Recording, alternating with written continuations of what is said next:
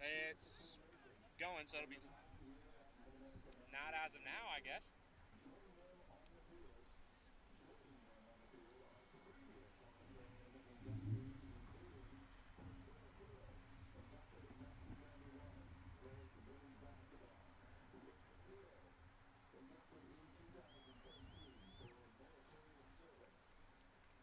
You want to go ahead and point it at him for me?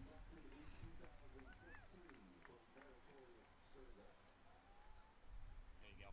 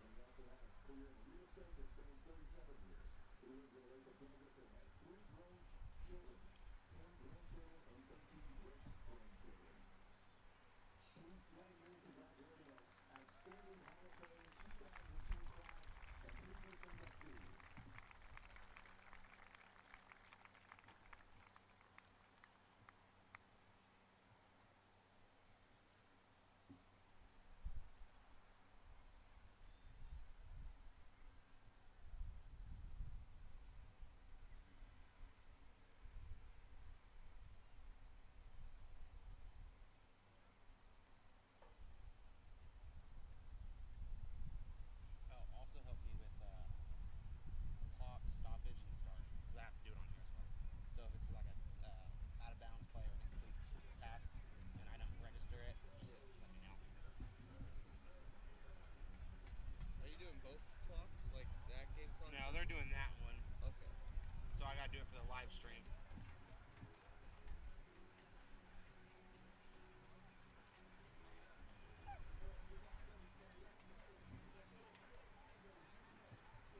And then once they come out, turn it, film it. But we have a cameraman down there, so I'll switch to him probably.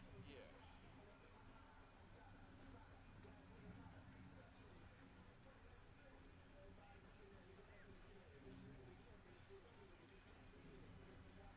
I wonder who's flying the drone. Probably one of the football coaches or something.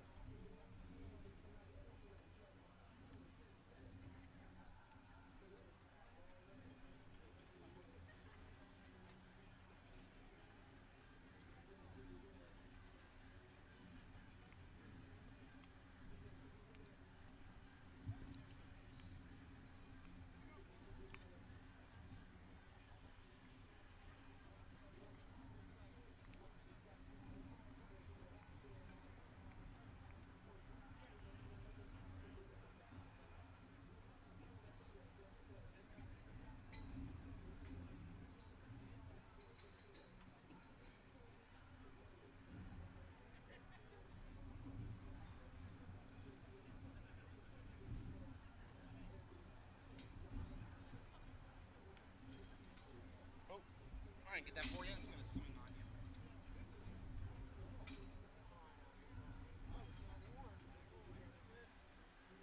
Oh, and it wobbles. Good times. Good seats.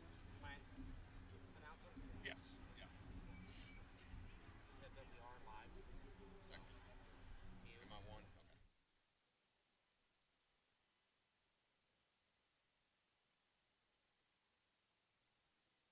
Okay.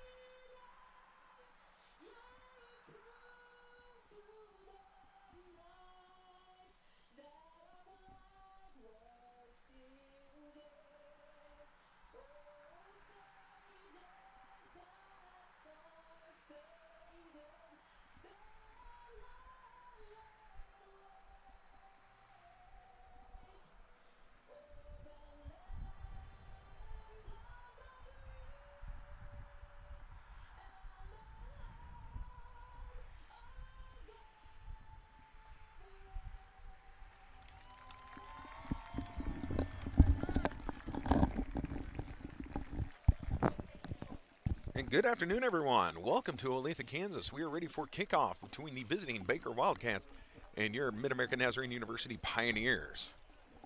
No, don't adjust your sets. We're not playing at the Olathe District Activity Center. We are on campus, on the campus of MNU.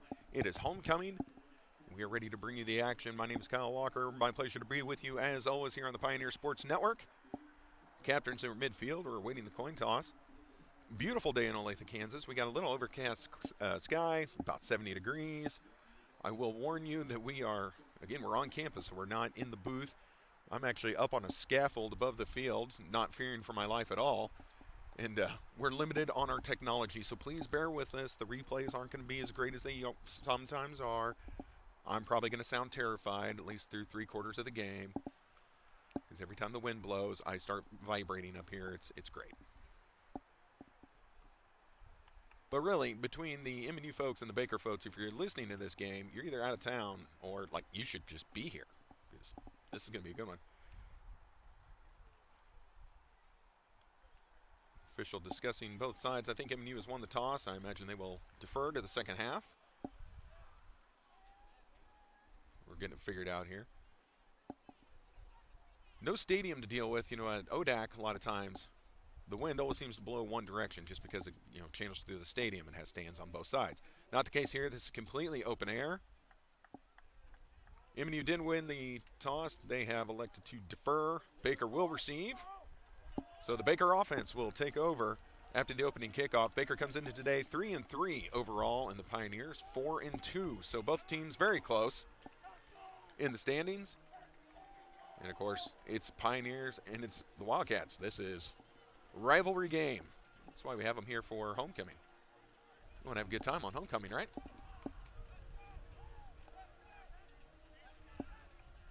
Crowds have traveled well. The visiting side for Baker's to my right. You're not going to ever see them on the screen because our cameras can't shoot that far to the right.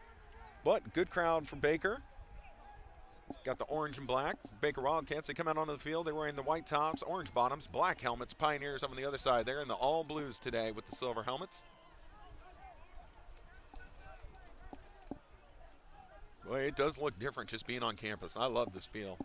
Love the on-campus feel. ODAC is lovely, but this is pretty fun. Other than being on a scaffold that I'm afraid it's going to collapse. Other than that, it's great. The ball teed up on the 35-yard line. We're about ready to get going. If you're joining us on the YouTube channel, thank you so much for joining us. We love that the comment section is open and active. Unfortunately, I can't see it today. Again, we're lacking some technology. And Baker's able to return the ball up to the 26-yard line. That's where their offense is going to take over.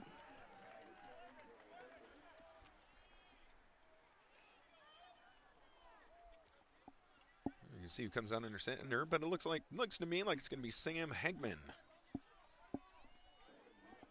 Oh, wait, look at that. I think they made a liar out of me already. Who's trotting out there?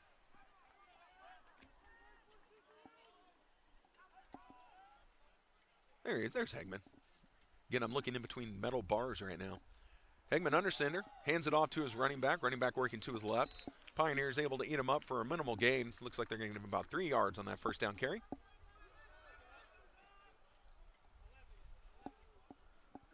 Baker, a more traditional offense as they do huddle after every play. Seemed there for a while the Pioneers are going up in this stretch where everyone was just kind of doing that half-hearted hurry-up offense. They never actually got in a huddle. Everyone just kind of lined up, loosey-goosey, looked to the sideline for the play. Baker actually getting into the huddle. They're going to show shotgun formation right now. Running back to the quarterback's left. 2 men in motion. Tight end goes out wide.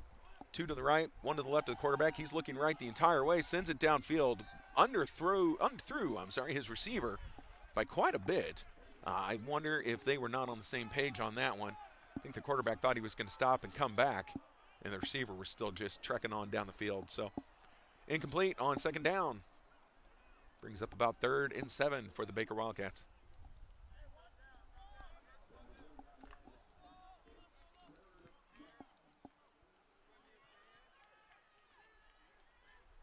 Pioneers right now, they've got their 4-3 defense working, not showing blitz here on 3rd down. Now here they come, coming off the side. Quarterback picks it up, sends it downfield. He's got his man, and pass is completed for the first down. That pass completed to Jaden Brown, the freshman wide receiver, who was able to get past the sticks, moves the ball up to about the 44-yard line. That's where they're going to place it. Baker still in their own territory, but pick up their first down in the afternoon.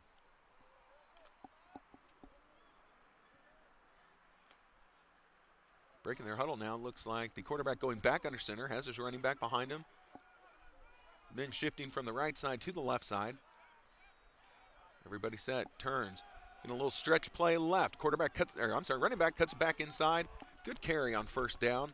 Able to at least get halfway to the first down marker. Takes the ball right to midfield. Oh, nope, they're going to spot him 1 yard short of midfield.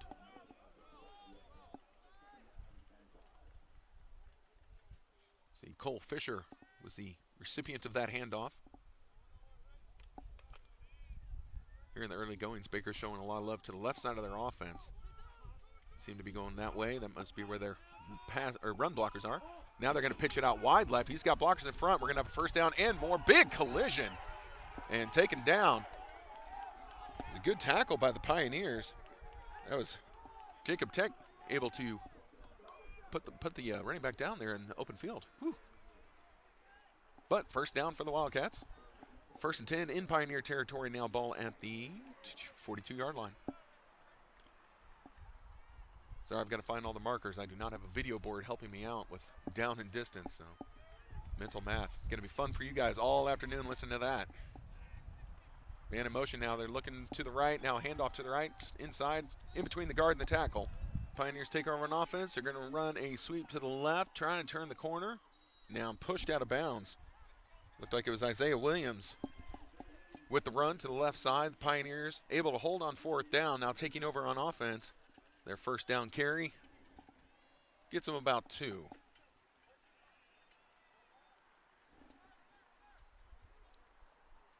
Parsons takes the low snap, throws it over the middle, has a man, and down to the turf.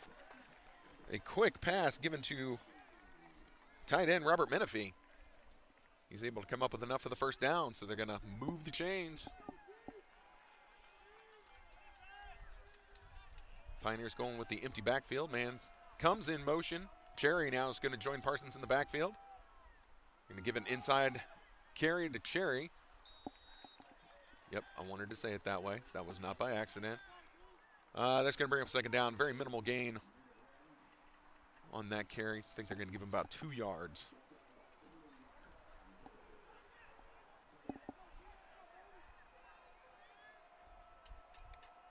Parsons takes a snap. Throws it over the middle again. Has a man again. Nice catch. Wrestled to the ground. That's Isaiah Williams. Able to come up with the first down catch. And now the Pioneers quickly into Baker Wildcat territory.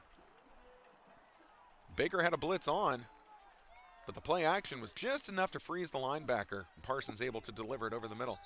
Now we've got a flag on the play. Think we're going to call false start on the Pioneers. Indeed it is.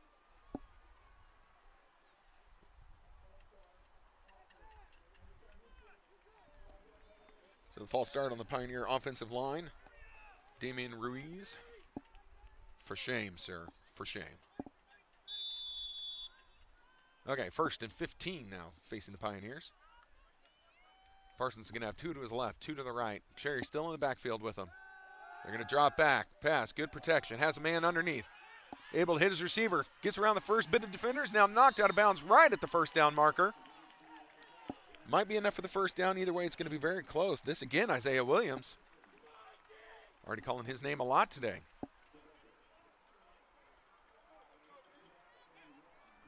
So 2nd and 1 facing the Pioneers offense.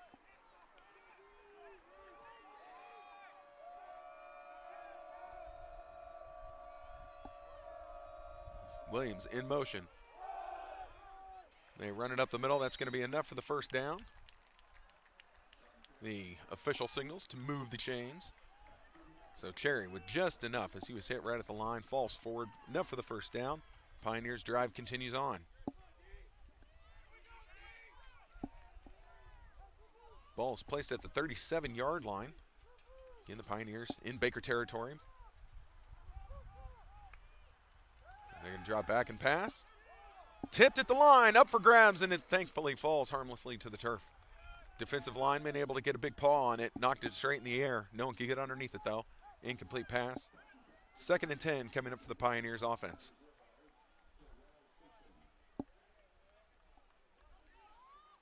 Looks like Simpson credited with that tipped ball. Pioneers going 3 to the left, 1 to the right. Blitz coming from Baker. Pioneers pick it up. Parson rolls away, gets away from one. Has space in front of him, away from another. Cuts inside, makes a man miss. First down and a lot more. Parsons trying to go all the way. Got to hold on to the ball. Now taken down at the 5-yard line. What a run from Parsons. Every time you thought he might go into that give-up slide, he said, nay. Nay, I shall not be giving up the slide on this one. Cuts away from a defender and takes it all the way to the 5-yard line. Great run. Now the Pioneers are 1st and goal. The ball officially placed at the 6. So the offense trying to get freed out. Parsons wants to hurry up the offense. The officials not letting play resume. Now they're ready to go. Baker is set up. They're going to try and pass. Blitz comes. Parsons couldn't see it. Ball is out. What's the call by the official? The official had his hand up. Are they going to say he was down by contact? Baker thinks they've recovered a fumble. The official does not agree.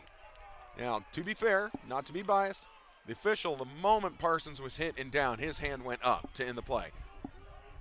So, even though the ball came out, I really do believe Parsons was down. Officials are going to take an official timeout and talk things over. Oh, no, he's going to warn the sideline of Baker.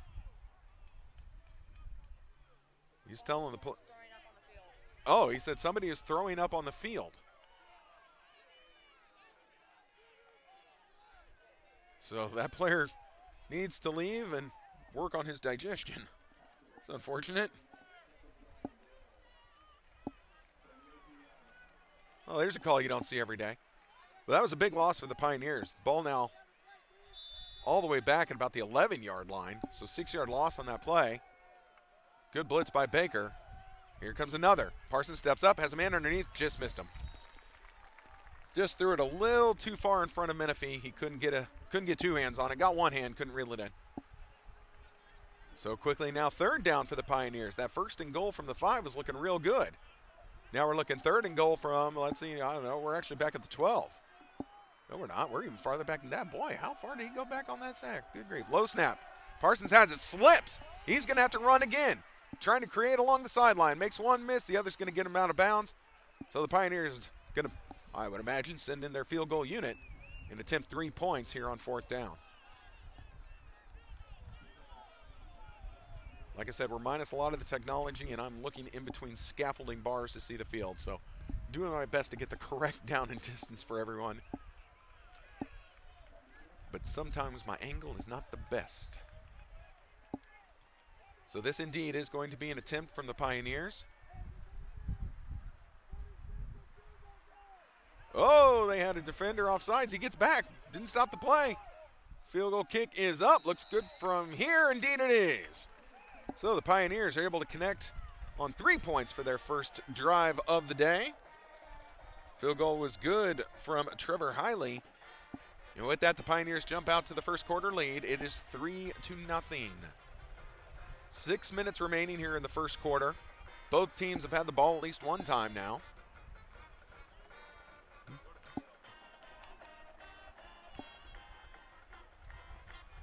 Normally this is where I would pose a question to the YouTube subscribers, the YouTube viewers, so I could read your responses in the chat room, but we do not have that technology with us today. I can't see anything. It's a problem. Can't see the score from the women's soccer game next door either. Yeah, we don't want to move much on this scaffold for fear that it's going to collapse upon us. So I'm not going to try and angle myself to see a scoreboard. And the wind could stop any old time now. Shakes this thing. Like I said, you shouldn't be listening to us anyway. You should be here on campus for homecoming, listening to or watching the game. Kick is underway. Good kick, going to chase Baker back. Then it's fielded right at the goal line. They're going to try the return. Trying to get outside. Tied up by one Pioneer and blasted by another. Whoa, baby. What a hit from LaMarcus McDonald. Oh, my. The return man was able to get around one, had contact with another, and then McDonald came in to finish that play. It's done. So Baker now, they had a good opening drive that stalled out on 4th down. Again, I wouldn't have said that they were in field goal range, so they were trying to keep their drive alive. Again, knowing nothing about their kicker, so I apologize if I've besmirched the good name of the kicker. Maybe he has a great leg, I don't know. Their second. First down run is laid asunder. Taken down for a loss. The Pioneers defense was there. David Wright comes off the edge and is able to knock the running back down in the backfield for a loss of, they're going to say loss of 1. That's generous. As admitted Pioneer homer, that probably should have been like a loss of 10, maybe 15. Just call a safety. Kidding. I'm kidding.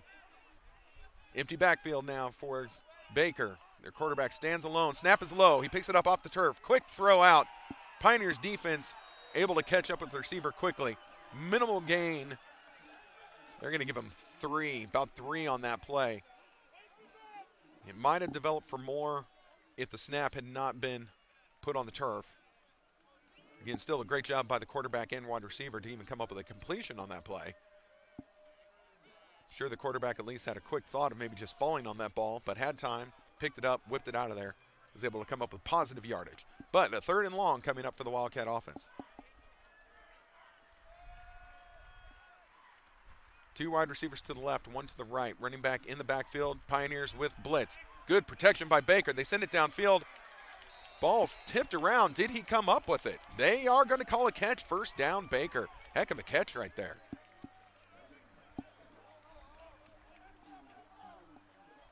Ball's now placed at the 35-yard line.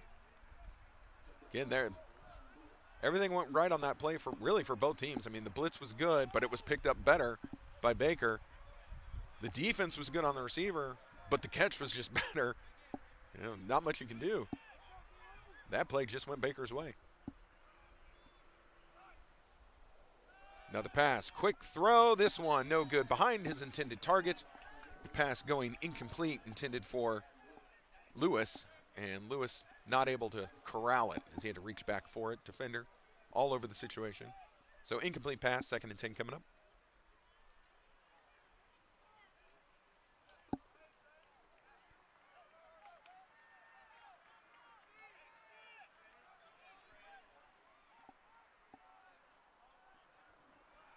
Friedman.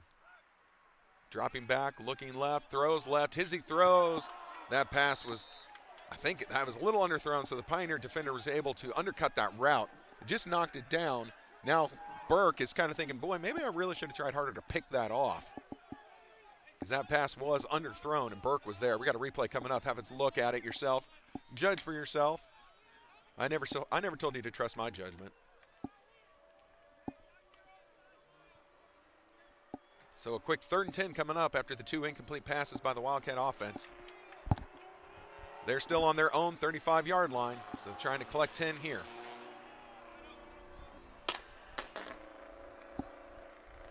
As a loud car goes by. I'm so impressed.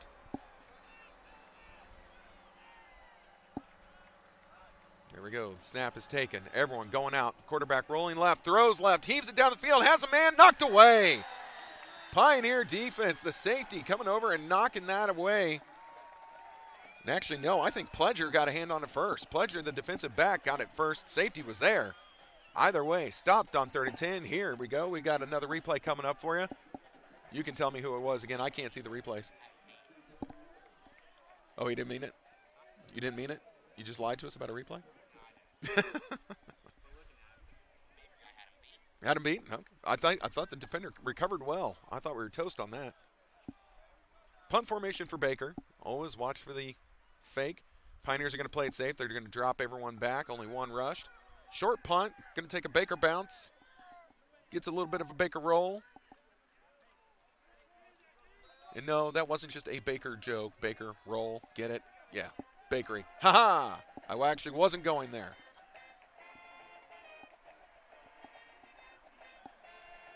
So again, Baker got a pretty good roll on that one. It helped the punt. The punt didn't have a lot going for it in the air. I'm trying to see where they're going to actually place this ball. The official just kind of skipping around with it in his hand. More helpful to me if he puts it on the ground. There it is. 22-yard line. That's where the Pioneers offense is going to take over. 1st and 10. Second chance on offense for the Pioneers. Pistol formation this time. Cherry up the middle, protecting the ball the whole way. Man, I like seeing that. Had 2 hands on the ball this entire carry. It's going to bring up second and about, 4 or 5, maybe 5 or 6. Somewhere in the second to mid-range. 2nd and 6, what they're going to officially call it. Going to pass again. Ooh, behind the receiver. Dangerous passes. There were 2 Wildcats in the vicinity. Falls to the turf. Farmer Cole, the intended target for Parsons' throw. A little behind him. Thankfully, not where any defender could come up with it. But just like Baker, this drive quickly facing the 3rd and long situation.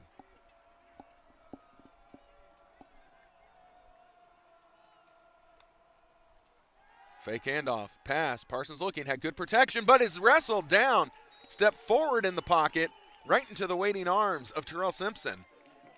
The senior nose tackle able to come up with the sack. As again, Parsons was trying to move forward in the pocket and basically just sat in his lap. Said, I'm here. Please, lay me down gently. Because if you hit someone too hard, it's going to be 15. We learned that if you're a Chiefs fan last week. Yes, I'm still bitter.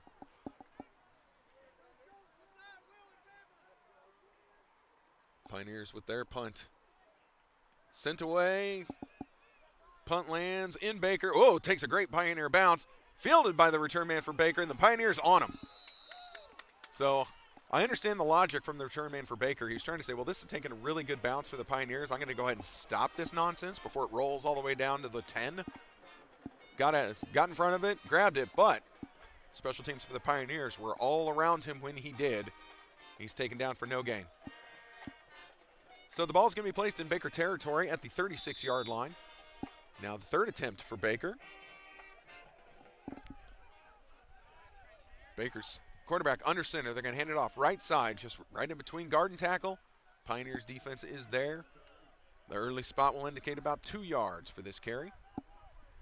Bringing up 2nd and 8. One good thing about where I'm standing, the line judge is right in front of me. I can always see where he's spotting that ball.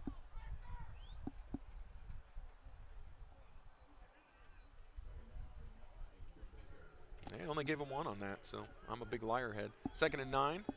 Sun coming back out, so Baker's going to be looking into it right now.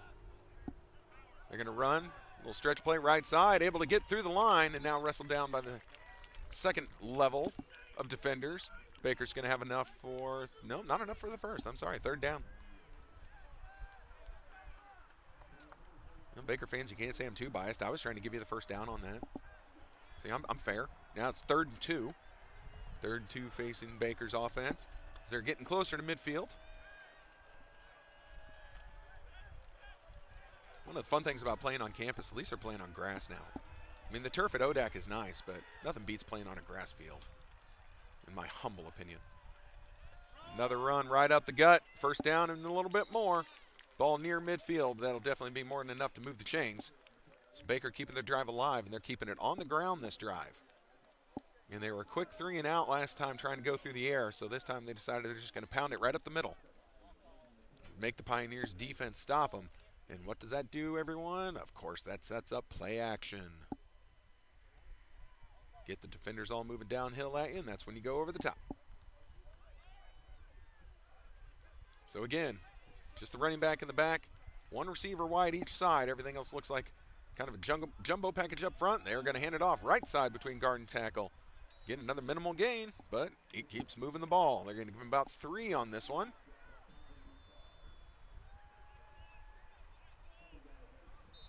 And now, player down for the Pioneers. Officials are going to use a bit of timeout here. Player down is Jonathan Brown, the linebacker for the Pioneers.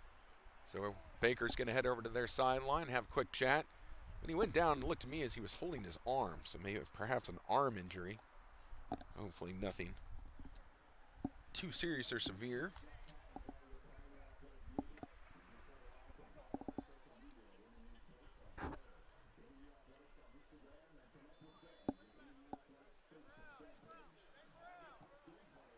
And I'm without a lot of my usual technology here, so then I remembered I basically have a whole computer in my pocket. Let me see if I can pull up some MNU stats while we wait. Well, just some game stats. How about that?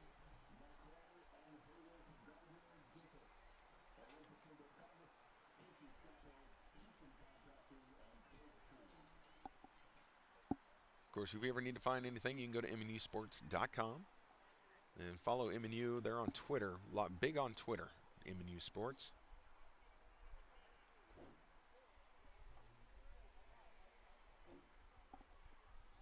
Well, does not help when I click on the soccer.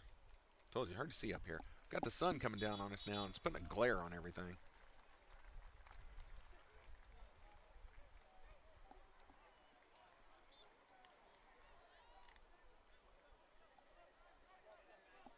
All right, here we go. Play is set to resume. This drive officially in Pioneer territory now. Ball placed at the 49.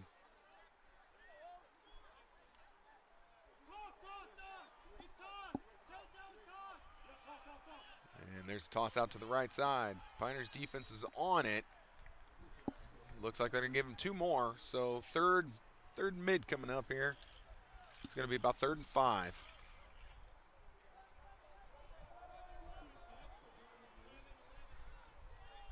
I'm not going to lie, not a huge fan of the stats when you're looking at them on your phone. We'll make it work. We're just good like that.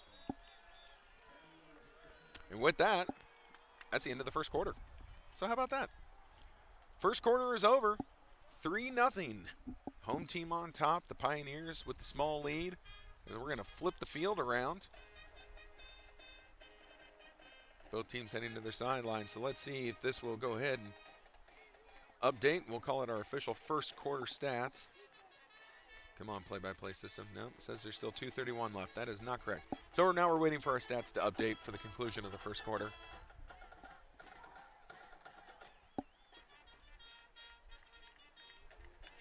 Playing at home is great, but not without its difficulties. All I have to do is talk. I wasn't even one of the people setting this whole thing up. They did a great job. Their production crew did great. The field looks great. We have commercials now? Oh, let's do a commercial. We'll be back.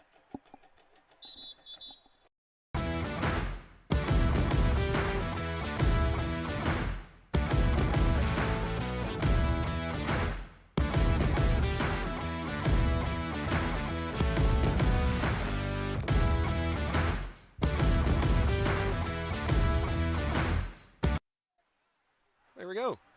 That was a commercial break, everybody. That was awesome. All right, here we go. We're ready for the start of the second quarter. Baker's in Pioneer territory.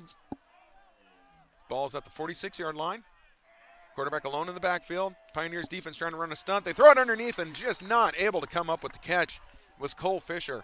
He would have had a lot of green in front of him on that little underneath throw as the Pioneers were all dropping back covering the deeper receivers. And he, of course, throws his hands on his helmets as in, I can't believe I didn't catch that. It wasn't a perfect throw, but probably one he feels he should have had. With that, Baker's going to bring in their punt unit. The ball is in Pioneers territory, so, this is where a possible fake punt, if Baker is a big fan of being tricky, you could see it with this kind of field position. Low snap. Punter sends it away. Whoa, angles it left. He shanked it. And out of bounds it goes. Ball should be placed near the 17 to 18-yard line. Don't think that's what he was quite aiming for. But still worked out well. Could have been worse. But as everyone was kind of running straight and a little to the right, the ball goes shooting way left. It looked like one of my golf shots, except it didn't find water. Mine would have. So the Pioneers back on offense. In what in the first quarter was a rather defensive struggle.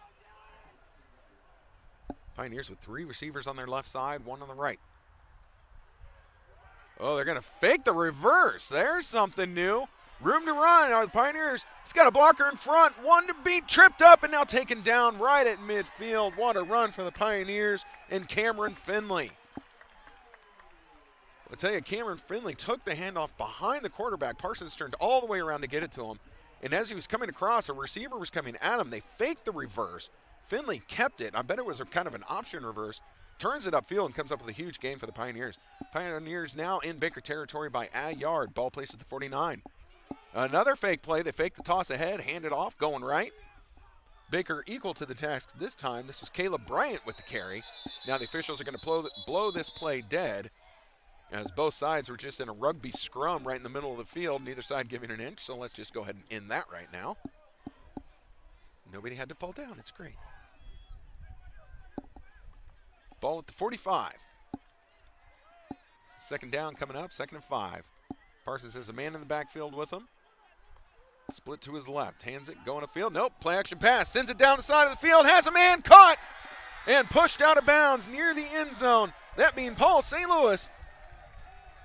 And the Baker defender very much asking for offensive pass interference. Will Cox with his hands up talking to the official. There was definitely contact between the two. You judge for yourself on this replay. The Pioneers moving the ball down the field with great efficiency here to begin the second quarter. I'm so excited I'm even going to stand up on the scaffold of death. Parsons, design keeper, has it. Goes in, give up slides, tackled down. Ball's going to be placed about the 5-yard line. And some people are going to say, oh, he gave up, can't hit him. Nope. Defender was definitely already in the act of trying to make the tackle. So good no call by the official there. Wow, Baker bringing in an entirely new defensive front. All 4 front defensive linemen ran off and 4 new ones came in. That's interesting. Don't see that often. Man in motion for the Pioneers. Coming all the way across the field. Ball is snapped. Stretch play left. Baker's defense is there. Safety blitz had him. And boy, not able to go anywhere was Caleb Bryant. He got taken out and upended. I think that's going to officially go down as no gain on that play.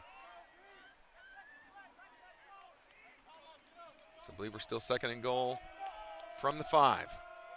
No, they actually backed him up. There was a loss on that play. I stand corrected. I am actually standing, so that works. Fake the handoff. They're going to throw it to the end zone behind his receiver, but he's got it. Touchdown, Pioneers. Had a great angle on that, and I was a little worried he wasn't going to get there, but I was wrong as Silas Templeman collects the touchdown pass. Great throw from Parsons, great catch from Templeman, and that is 6-point Pioneers. Take a look. Again, from where I'm standing, I had a great view on that ball. I thought it was just going to trail off to the right, and that's why they don't pay me to think, they pay me to talk. Great catch from Templeman. Extra point is up. Extra point is good. With that, the Pioneers are able to increase their lead now. Going from 3-0 now to 10-0 here in the early stages of the second quarter. Hope you guys saw that replay again. I can't see it, but it looked good in real time. I dig it. One of the better drives this game from the Pioneers, of course, because it ended in a touchdown. But since I've been calling their games all year, at least at home, that's one of the better drives I've seen this season. That looked good. So well done by the Pioneer offense. Sun is coming out more in full force. It looks like we're going to lose some of our cloud cover. So if you hear anything starting to sizzle, that's just me.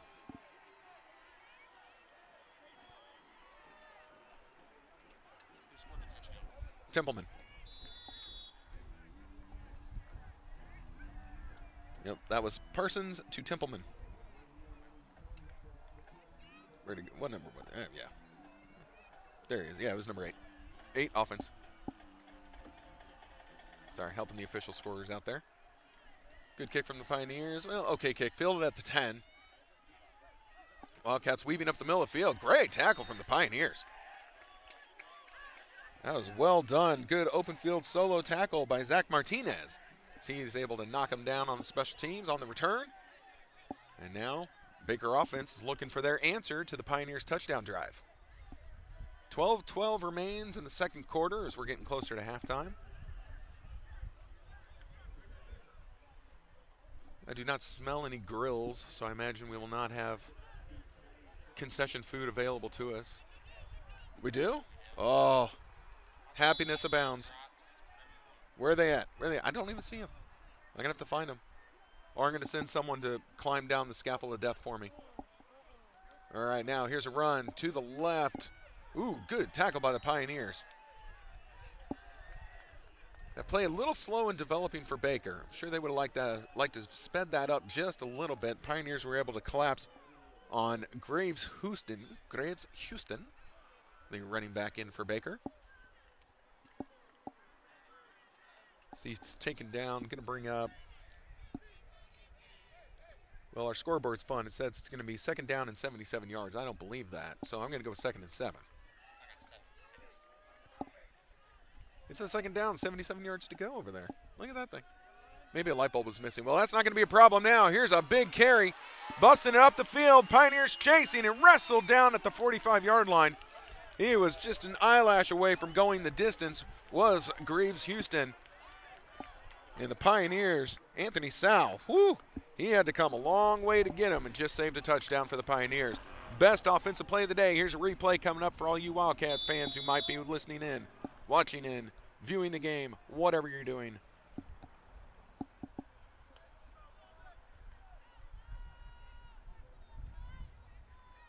So nose of the ball at the 46-yard line. Graves Houston staying in the game in the backfield. Don't recall seeing him much in the first quarter, but they're feeding him now. Now they're going to give it to him left side. Going to see if he can create. Tries to cut it back into the Pioneer defense and taken down. Gain of 1 on the play. Front line of the Pioneers ready for him on that one. Brings up 2nd and 9. Clock still ticking. Change in personnel for the Wildcats. Clouds return. My sleeves go back down. Yeah, the sun can go away. No, we can stay with the Clouds. Feels more like football weather. Baker quickly to the line, trying to catch the Pioneers in their defensive huddle. Pioneers definitely off balance. Run up the middle. Graves Houston again. He's made 3 people miss. Fights off another. A helmet goes flying off of the Pioneers. And able to make the tackle with no lid on was Jalen Burke. And he's amped up. But boy, his helmet went flying, and there were players still coming at him. Stayed with the tackle, but Graves Houston, good carry. Another first down. Ball placed at the 30-yard line. Baker driving.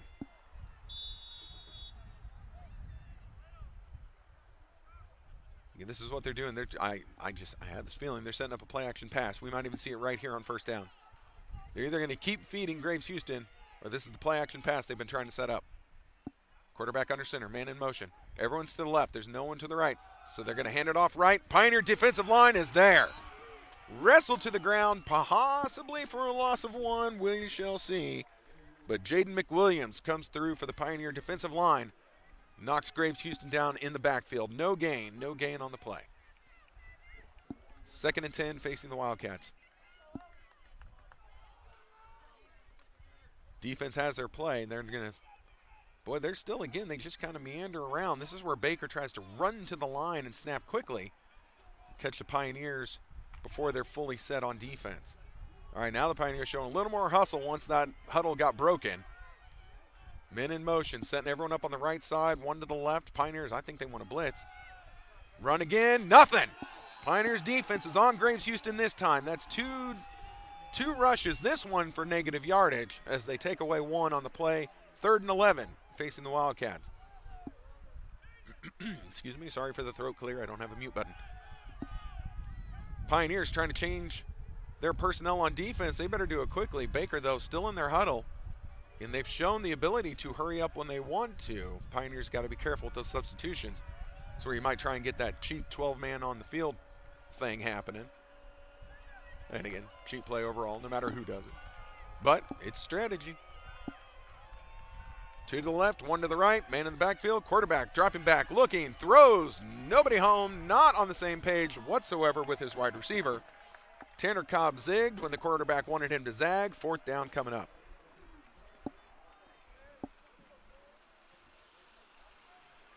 A little bit of contact on that play, but that ball was absolutely uncatchable, so nothing called by the official. The punt unit comes on, but I don't trust this for a moment. I do not trust for a moment they're punting from here. I'd watch the fake. And I hope I'm wrong as a admitted MNU homer. But I'd watch the fake on this one. Baker, I don't believe you. Good snap. No, he kicked it. He made a liar out of me. Can they field it at the 1? No, he had it at the 1. It falls into the end zone. Touchback. LaMarcus Lee. He was there. He had his feet on the 1-yard line trying to come down with that punt to pin the Pioneers deep in their own territory. But it bounces off of them and bounces into the end zone to cause the touchback. So Pioneers, a fortunate break on that one. They'll take over at the 20-yard line.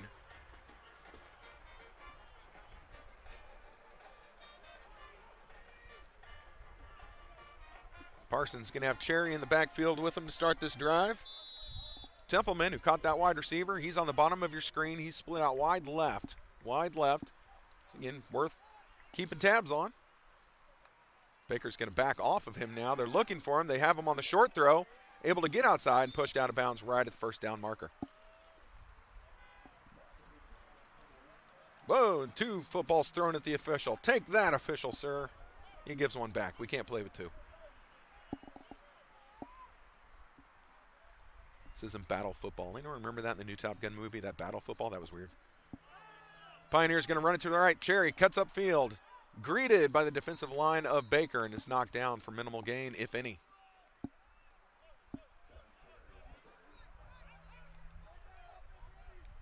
So the Pioneers are quickly back to the line, showing a little hurry up here.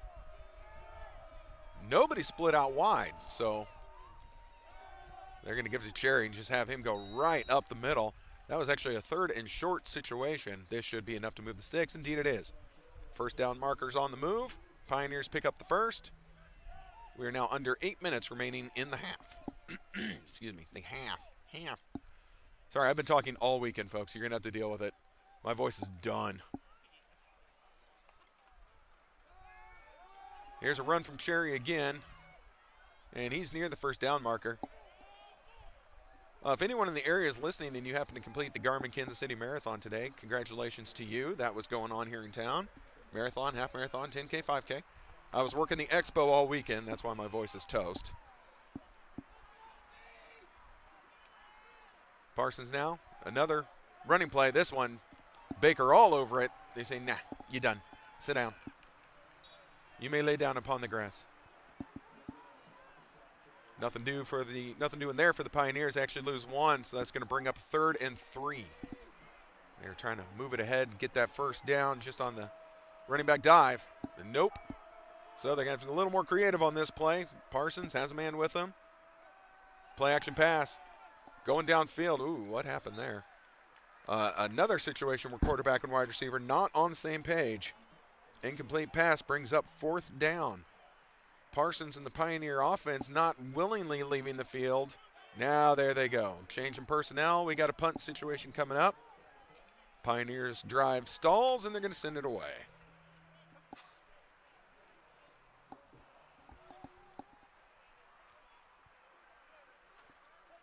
Anyone up here more used to the rocking? Yeah, me neither.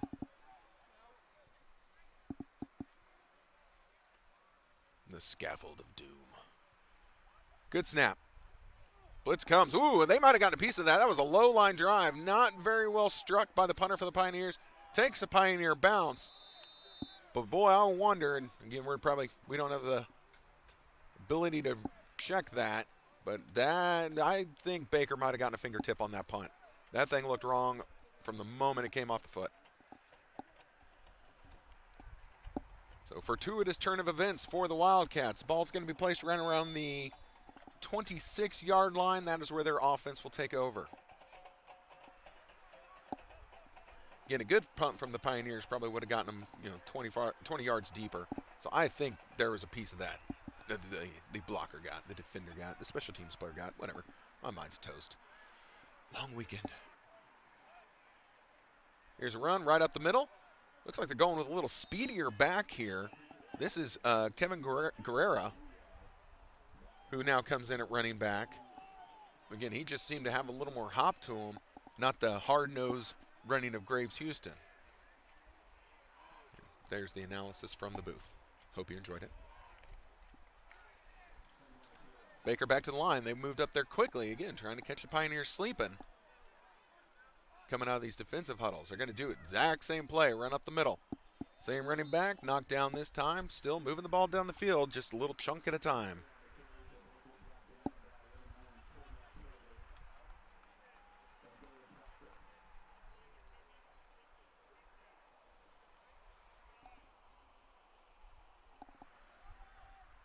That was enough to pick up the first down on that carry. So 1st and 10 coming up for Baker. Ball's at the 38-yard line now.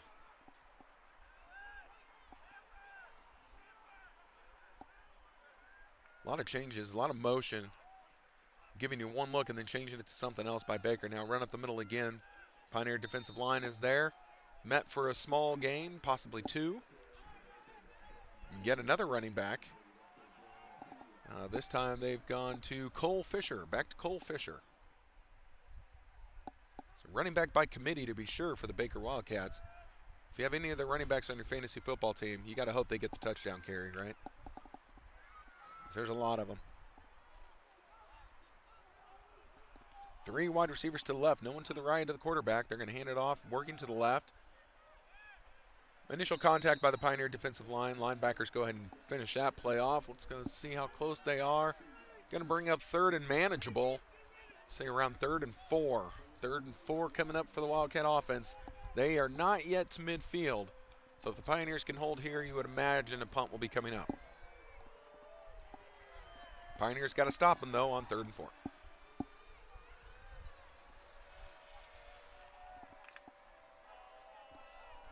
Looks like the exact same setup. So watch for the inside handoff working to the left. Pioneers show blitz. Blitz comes. Quarterback steps up, and he's got a lot of room. They were not planning on him to run. 1 to beat, and he slides down near the 25-yard line, but a great gain for the quarterback of Baker. That being Sam Hegman. That was a good carry. Stepped up in the pocket, nothing there. I don't think he was designed to run on that play, but he steps up, moves forward, and gets out of there. Had nothing but green grass and blue skies in front of him. Actually, I'm lying. The clouds are back. Gray skies? Doesn't sound as poetic. 4 minutes remaining in the half. You know Baker would like to get some points on the board before we get to halftime. With all the running plays by really both teams, there's been a lot of runs. This has been a very fast first half of action. Again, 10-0 in favor of the Pioneers. On campus at homecoming, another run up the middle.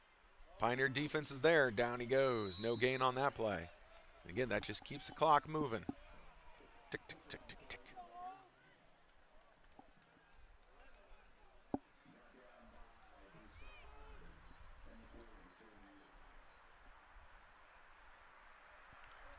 Baker spending quite a bit of time in this huddle.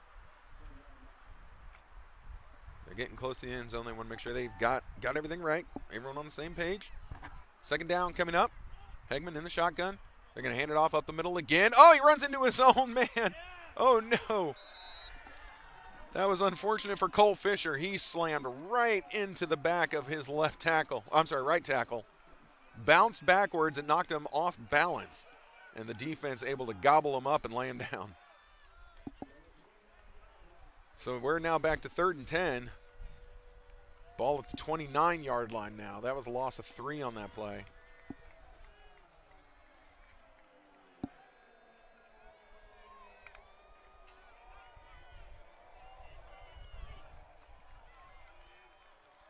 Two to the left, one to the right of the quarterback. Running back remains in the backfield. Ooh, Pioneers almost jumped. Ooh, Baker had snapped the ball. They would have had a free play on that one. Dropping back, Hegman gets it out to the running back in the flat and taken down by the Pioneers. We're going to have to see what happens here. Are Baker going to try and go for it here on 4th down? Doesn't look like it. Facing 4th and about 8. Again, they're pretty deep in Pioneer territory, so could have made an argument either way. But on 4th and 8, they are electing to attempt the field goal. Okay, let me see here. So the ball, when it is placed by the kicker, is going to be at the 45-yard line.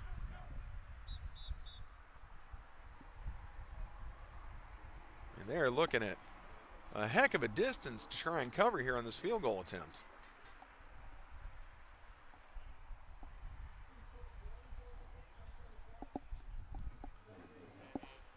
So the ball is placed on the 27. I think, what do you do? Oh. I think they're looking at a 44-yard field goal attempt. It's going to be somewhere right around 44 yards. Again, slight breeze, probably not enough to really affect this kick. And it's going side to side, so I wouldn't even really say it's at his back.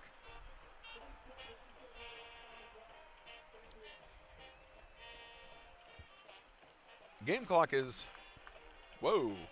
The game clock went from 1:45 to 14:80. There we go. They were trying to get it reset, the officials were. We're at 1:42. 1:42 remaining in the half. The kicker for Baker appears to be a left-footed kicker. Not that you care, but this is Seth Simpson, the freshman kicker. Again, I think I've got this marked at about 44-yard attempt. Ball's on the way, short. Yeah, that was way short and way left. No good. So the Pioneers able to force the miss on the 44-yard attempt. They'll take over the ball on the 27-yard line. Again, with a minute 40. Well, now it says a minute 43. We gained a second on that play? Interesting. Thought it was 1:42. Now it's 1:43. Can I get a 1:45? How about a 1? Whatever. So the Pioneers offense heading back out onto the field. See if they're going to try and end this half with maybe a knockout punch, or if they're just going to be content to go 10-0 into the half, play it safe, and just get into the locker room. I don't have to make that decision, so let's see what happens. We'll all find out together. Empty backfield. They throw it out to the running back on the flat. Makes a man miss, makes another man miss. Able to move it forward, enough for the first down. They're going to move the chains. 1:36 remains. Pioneers are getting quickly back to the line. Pioneers still have all 3 of their timeouts available to them. Parsons has 3 to his left. They're going to fake the handoff, move it up the middle. I'll tell you, good job by the Baker. Oh, wow, that was neat. They lifted the running back up as they tackled him. But Baker, their linebackers all stayed home. I don't think any of them were fooled by that. Clearly his own defense, they were all where they were supposed to be, so that play didn't go for as much as the Pioneers would have hoped. Of course, you hope every play goes for a touchdown. 2nd and 5. Parsons has it. Quick throw to his receiver in the flat, and no good. Receiver out wide, I'm sorry. That pass had a lot of mustard on it, and James Farmer Cole not able to come up with that catch. Had it right in his hands, but with all that mustard on it, just slipped right through. Incomplete pass stops the clock with 1:03 remaining. Pioneers at 3rd and 5. Man in motion, going behind the formation. Fake the handoff. Blitz coming. Parsons saw it. Steps forward. Now he's hit. Not enough for the first down. Going to bring up 4th down. 4th and 3. Clock still running. Baker has their timeouts. They're electing not to use any right now, even though it's 4th down. 4th and 3. Pioneers offense remains on the field. This is intriguing as to what's going on here. Pioneers going to punt. They're going to take a penalty. They're going to try and run some on 4th down. You hoping everyone's just going to kind of forget to use timeouts and go into the locker room? Baker's not doing anything. I think they're just happy to get to halftime. They never tried to stop the clock. I don't see a play clock set up anywhere. Oh, there's a play clock. We're down to 10 on the play clock, 17 on the game clock. So Pioneers looking to take this all the way down and stop. I'm sure they'll call a timeout. Here we go, timeout called.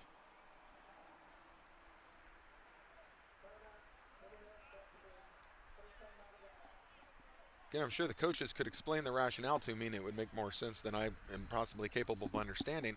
But it makes me wonder why Baker did not choose to stop the clock. They could have gotten the ball back even with a punt with a little bit of time on it, close-ish to a minute. Instead, they elect to take the clock all the way down. So we'll see what the Pioneers decide to do here on 4th and 3. Again, the offense had stayed on the field, and it looks to me as though they're remaining on the field. So they're going to try and run something on 4th and 3, but you got to imagine now this is going to be the last play of the half. Oh, nope. I am incorrect. Out comes the punter, so they're going to punt this away for what everyone hopes is the last play of the half. Baker coach is already heading to the locker room, and again, being on campus, things are a little different here. Baker does kind of have to go a mile to get to their locker room. Long way to go. I hope they give him a couple extra minutes during the half. They have to go to that building over there. Yeah. That's where MNU goes. They go to the other building. All right, so the Pioneers just can't afford anything terrible on 4th down. The punt's away. Good punt. Fair catch called for and taken. So 2 seconds remain. Baker, I imagine, will kneel down, and everyone goes to halftime happy and healthy. One team a little happier than the other. About 10 points happier than the other.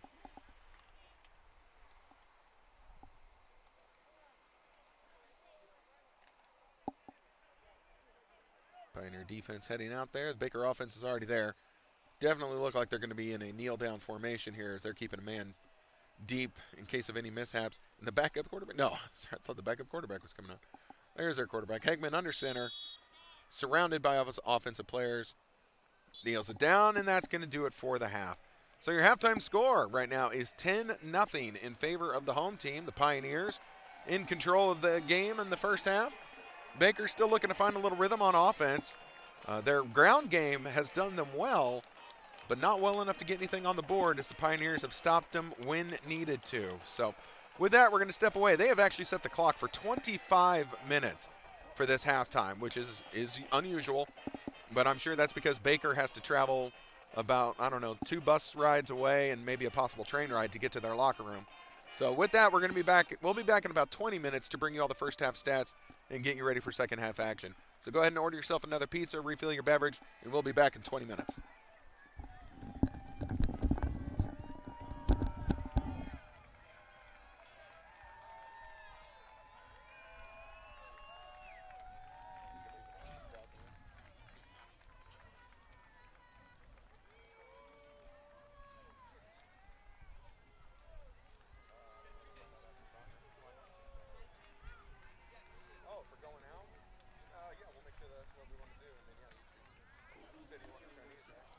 I was gonna go substitute. Melissa might grab something. Sure? Yeah, I get it for free, so. Oh. Grab her something as well. Here, let me give you some money for that. No, you're good. They'll get it to me. You all get some. You all get a drink. Right. Just tell me you're getting it for the fat guy who doesn't want to climb down the stairs. I know. Who's talking? Me. You drink your water, a Gatorade, whatever, and then a cheeseburger pizza. Yep, if they got them, that'd be wonderful. We're really not picky. Blue is great if they got it.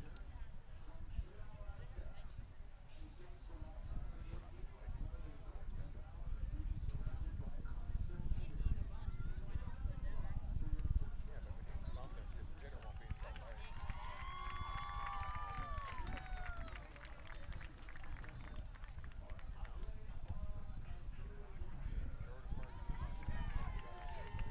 hate this one.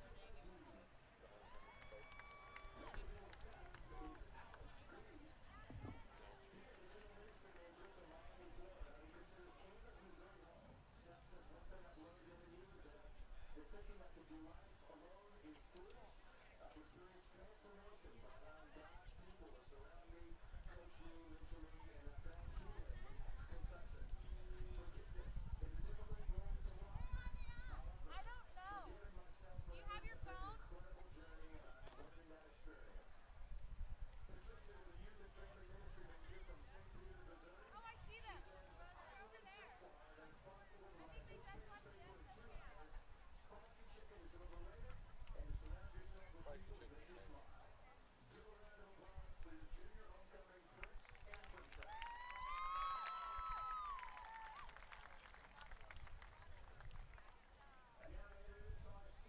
Finishing time today,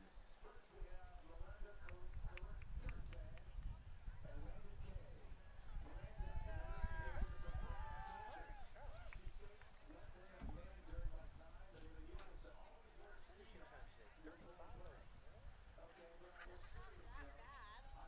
Really thought it was better. I really felt like I ran faster than actor for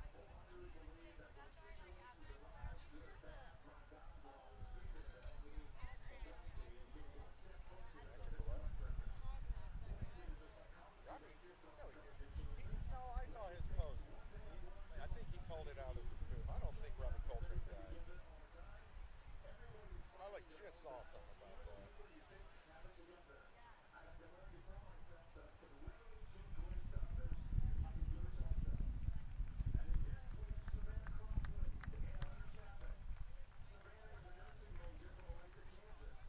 Oh shit! Well, it did say that. He died yesterday. I had no idea.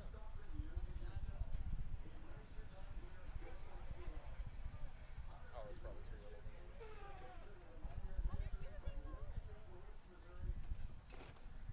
He was born in 1950.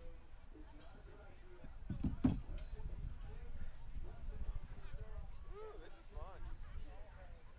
The wrong guy on that touchdown catch. I've got number 8 offense. Yeah, we had Silas Timmelman. my spotter and I thought it was 19. Oh, The PA guy thought 13. You guys thought 8. who got it right? We asked the coaches, and they're like, it was Caden Brown, 13. What? It's PA guy was like, I mean, I'm certain it was 13. unless his jersey had bunched up and it looked like an 8. Right. You guys all thought it was an 8 and saw it twice. Camera battery.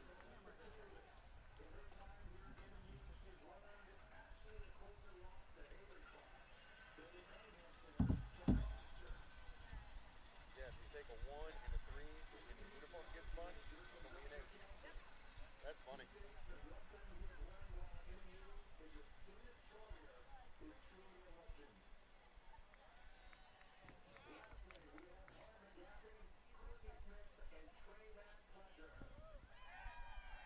So I know I've been completely snarky this broadcast if anyone complains.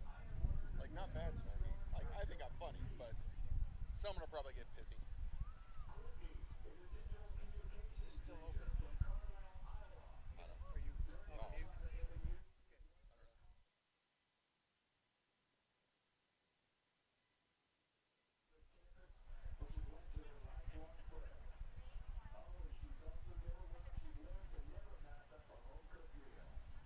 Yeah, true.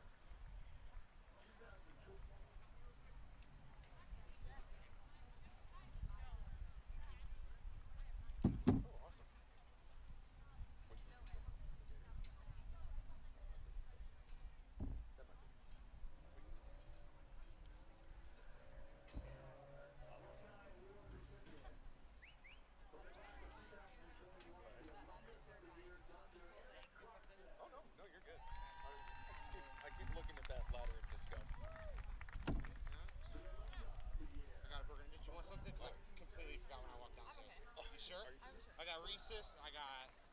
I'm good. You don't want anything? Do you want half of this? I'll give you it. We'll split. If you want something, you can just go down and tell them that you work up here and they'll give you something. Where's the cassette? Okay. Okay.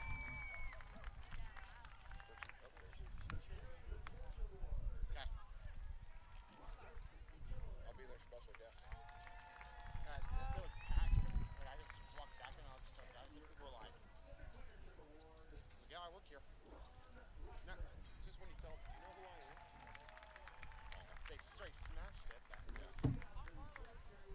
Also, no keys?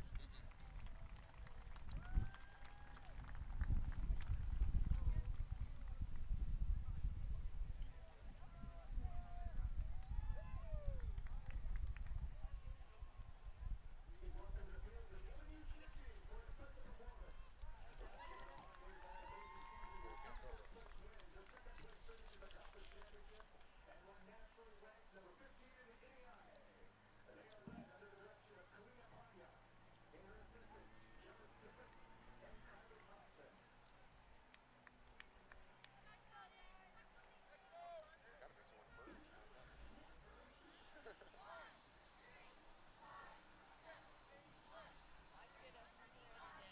Oh, really? You gonna try and play me like that? You want it just because it's expensive? No. You know I gotta pay for it. No. Then I gotta deal with stuff. No, Chinese is good. You pain in the ass. No, I've been I can't, asking for can't that. believe you don't do me like that. No, you. And if you say it sounded good, that's great, but it's expensive. Oh, You don't get everything. I'm fully aware.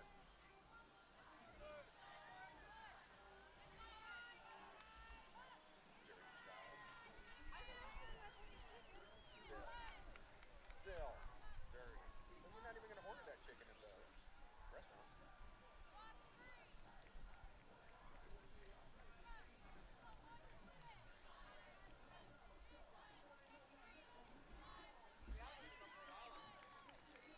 I've already not been there in a long time.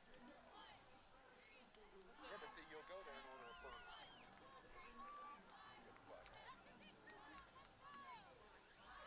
Chicken. It's a chicken place.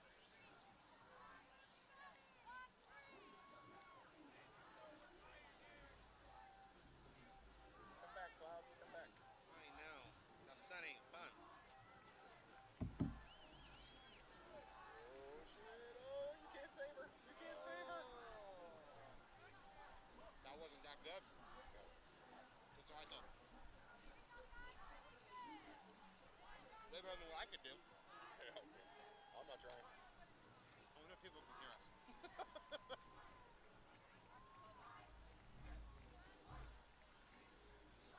Actually turned out to be a good day. Oh, no, this is a great day for it. I like the Clouds. They Oh, I feel do more too. football-y. And that sun just actually gets kind of warm. It does.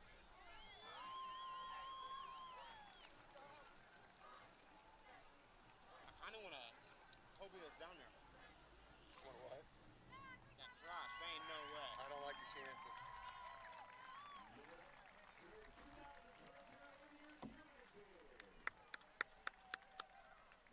You go, girls. You guys. You were right the first time.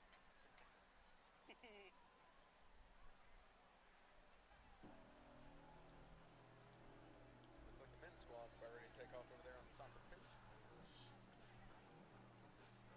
How angry is the Baker coach? He didn't even let him go in the locker room. Really? They've been over there standing on the field the whole time.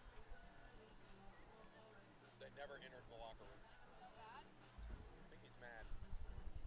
Well, it's right because they have to go all the way inside. Do I? They have to go all the way I inside. know, but They're probably. he wasn't having that.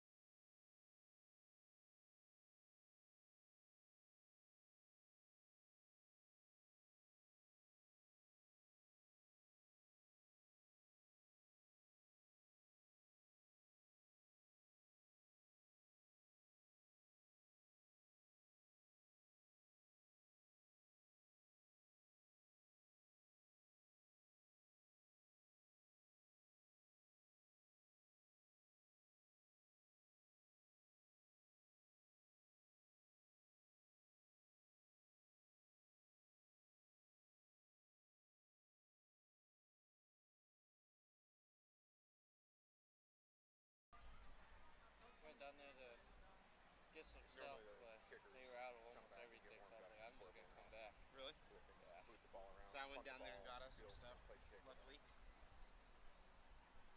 I went down there. There was no more burgers. They were remaking burgers. You hear that? I went down right time and I Yeah, just you took did. it. I did ask the athletic director. I was like, I can grab it, right? And he was like, yeah. Because like usually when we do volleyball, I usually just go get whatever. Yeah. That's because if you work, you get a drink and an item for free. Okay. So that's a good incentive for I people. I never do it. I mean, it was, I don't know if it was last year or the year before, like the assistant SID, and she would come, she'd be like, what do you guys want? Write it all down. Anita? Not Anita. It was, or no, it was the assistant athletic director. I'm sorry. Was it Brandon? No, it was a female. I can't Bridget? remember. Blonde? No. Whatever it was, she would come and write down our orders. She would bring it all up in a box. It was great. Like, we got that for one season. Yay. I'm so excited. Well, I'm glad I went down there then. Yeah, definitely. I get down there and right as I was grabbing, someone was like, give me a blue.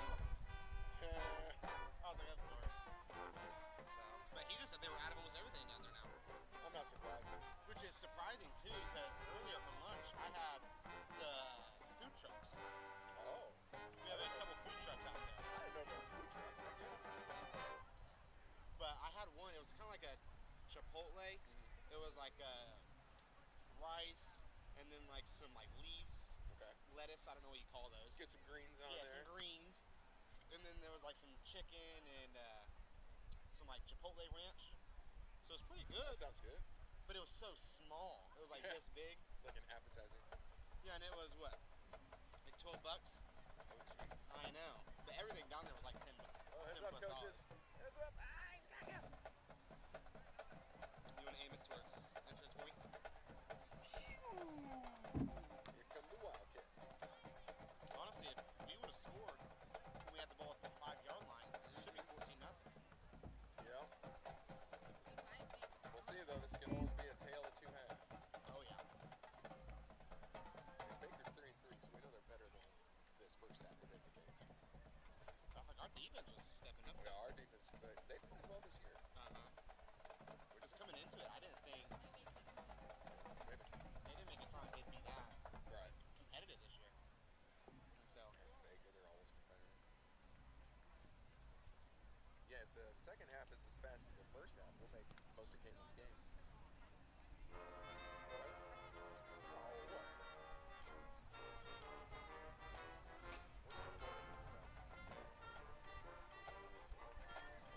I don't know. I don't like our chances. She's got to be there in 30 minutes. Game starts in an hour.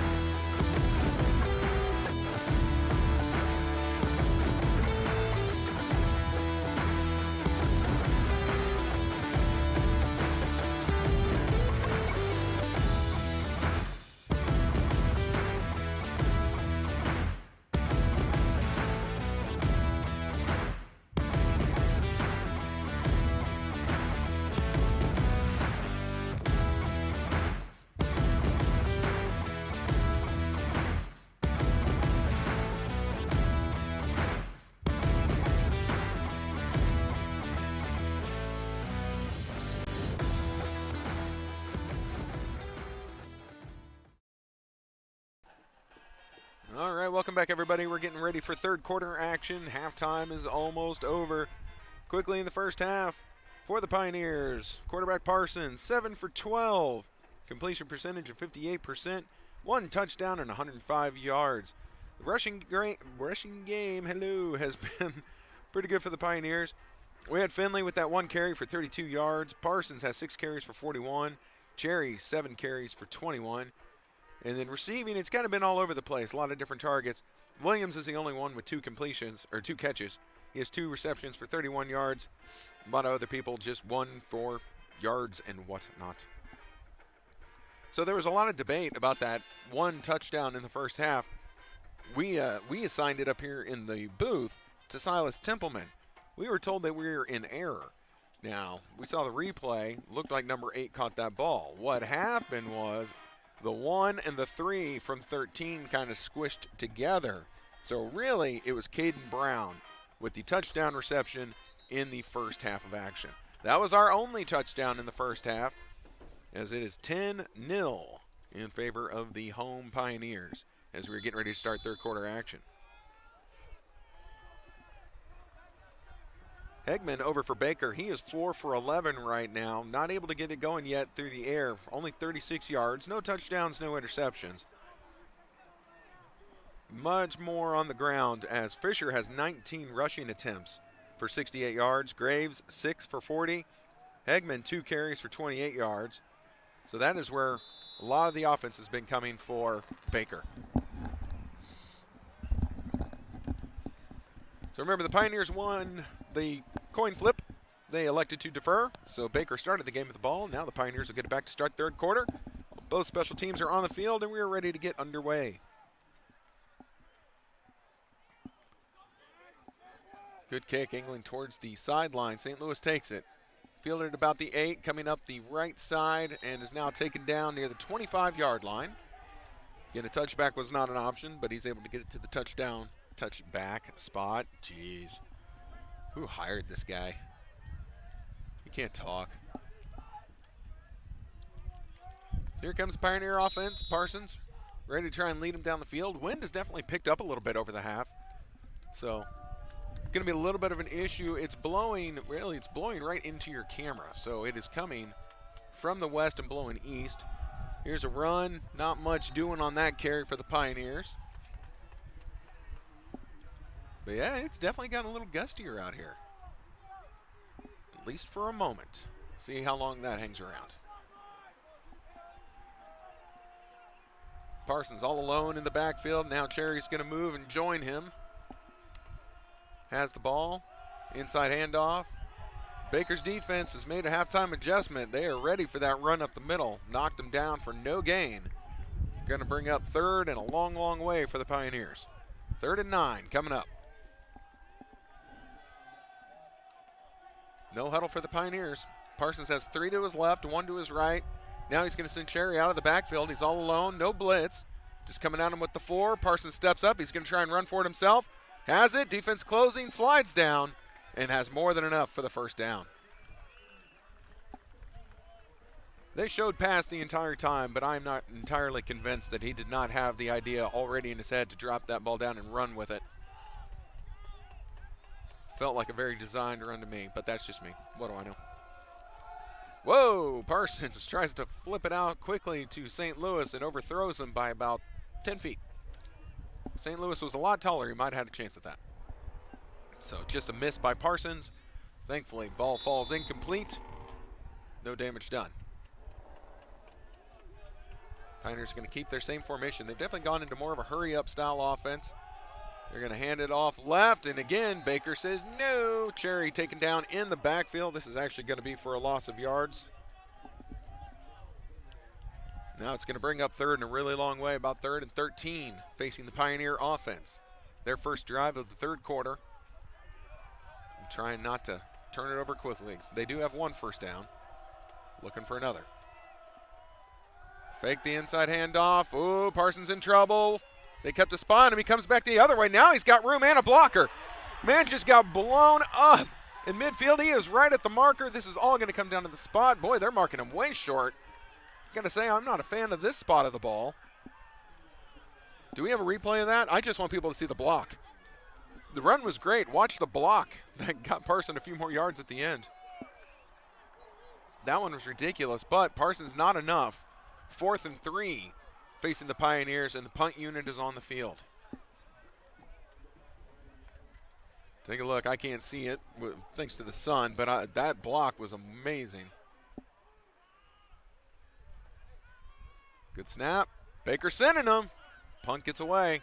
Low line drive. Baker's going to field. First tackler. Oh, boy, I was going to say he missed, but was able to trip him up just enough by his shoelaces that Baker was unable to return the punt. Down goes their return man.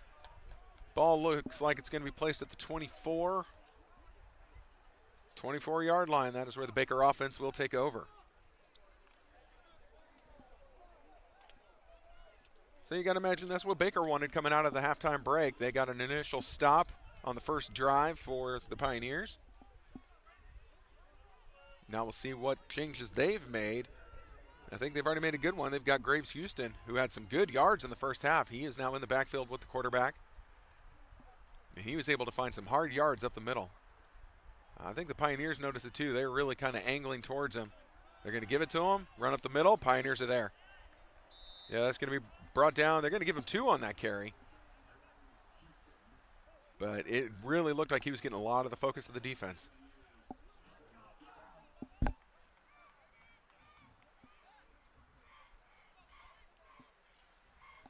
We're taking a look. That first half was about an hour long, actually a couple minutes less than an hour.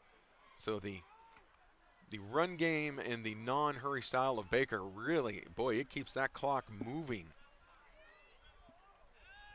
Still, Baker just wants to kind of get that lead and sit on it with the clock and with their run plays. Now here's a little slant over the middle. Ball's loose, and now they're going to say incomplete. I do believe that is a correct call. That was not a catch and fumble. I don't know if he ever had it. Intended target was Jaden Brown. Not able to corral that ball. It falls to the Sheriff incomplete.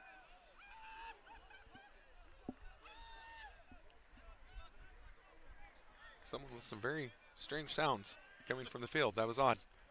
Thought a rooster got loose on the play or something. 3rd and 7 for the Wildcats.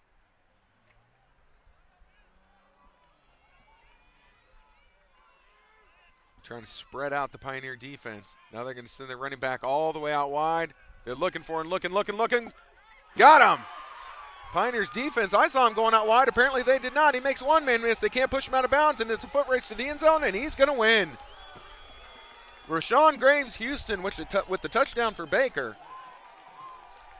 Again, as soon as he went split out wide, no one from the Pioneers went with him. I'm sure they thought, oh, he's not going to get the ball. Incorrect. Here's a replay. Judge for yourself. You can see that he goes in motion out of the backfield. Nobody goes with him, leaving a 2-on-1 on the left side, and the Pioneers come out on the losing end of that strategy. So Baker has found new life here in their opening drive of the third quarter. Their bench in front of us fired up. They are thrilled. And so you got to wonder how much of a momentum swing this is going to be. The Pioneers offense is going to need to answer. Extra point is up. Extra point is good. With that, this game just got a lot closer. 10-7 is your score with 11:33 remaining in the third quarter.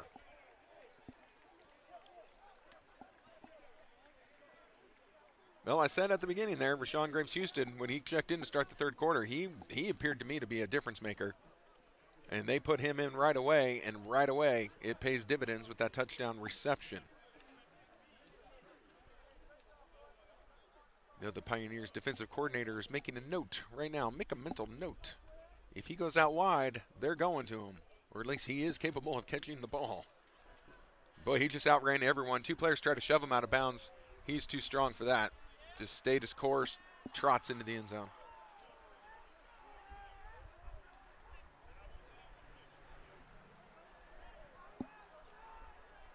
The officials are holding up play for reasons unknown. Both special teams are ready.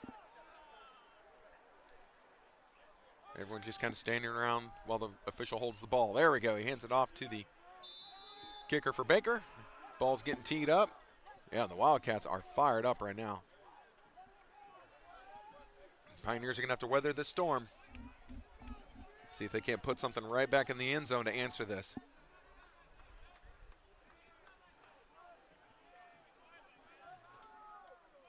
There's the kick. Good kick. Fielded at the 4. Being returned by the Pioneers. Ooh, stutter step into nowhere. Boy, I don't know if that was a stutter step as a strategy or if he got caught in a moment of indecision. But this was Tofi with the return. That little stutter. Oh, now we got a flag on the play as the Pioneers, I think, are going to get caught with a little pushing after the play was over. Just like any hockey fight, the second man in is always the one that gets caught. Pioneers answered a shove with a shove, and they're going to get called for it. So the return was up to about the 25, but we're going to march backward 10 to 15. So the Pioneers have a tall task in front of them on this offensive drive. They're going to start way behind the 8 ball.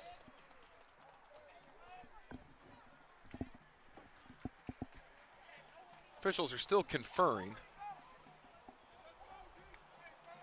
Here's the call.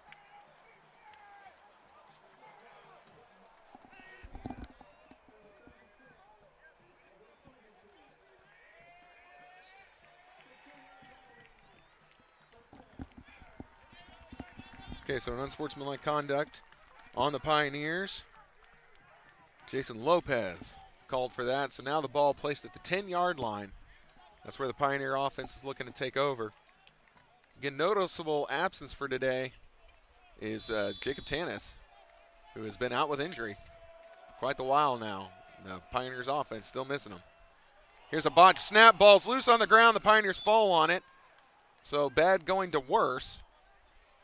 We're going to see if they were even able to get back to the line of scrimmage. The ball was just kind of in between Parsons and Cherry, and they both kind of looked at each other like, are you going to get it? Am I going to get it? Who's going to die for that? Finally, Cherry does. Doesn't look, it looks like they lost about one on that play. It's 2nd and 11 coming up. Oh, Pioneers had him jumping off sides, but the center never snapped the ball. Would have been a free play and a guaranteed 5, but didn't happen. Pioneers trying to get him on that hard count. They did, but couldn't capitalize. Now, here's a run up the middle. Able to get to the next level. This is the Pioneers running back, and I'll tell you who that is after the scrum. He's wrapped up in a mass of bodies, and that was Cherry on the carry. So the Pioneers now facing 3rd and a little more manageable, 3rd and 4 after that run. Watch for the blitz from the Wildcats. Here it comes. Pioneers try and pick it up. Parsons rolling, has some space. Someone's got a block for that man. Has the first down, gets more, shoved out of bounds. And Parsons again, when the play breaks down, able to use his wheels, comes up with the first down carry along the far side of your screen, left side of his offense. So if nothing else for the moment, that kind of quelled the fire of the Baker Wildcats. They're still pretty fired up on their sideline. Pioneers keep this drive alive, though, hugely important. They're going to run now with Cherry. Cherry left side. Pioneers now trying to test the edges to see where they can come up with some space. After all the runs up the middle have yielded questionable results.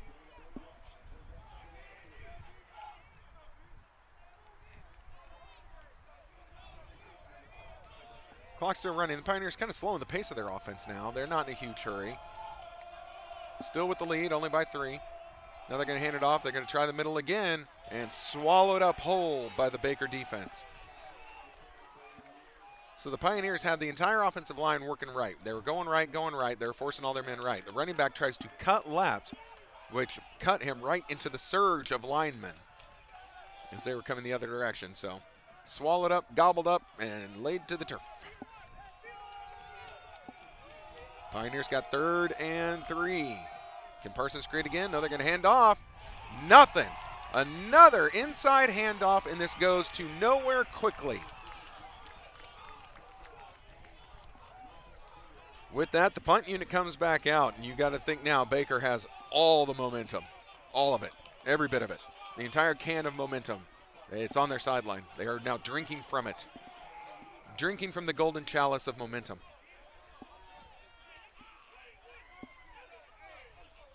Just the body language of the Pioneers right now is not good.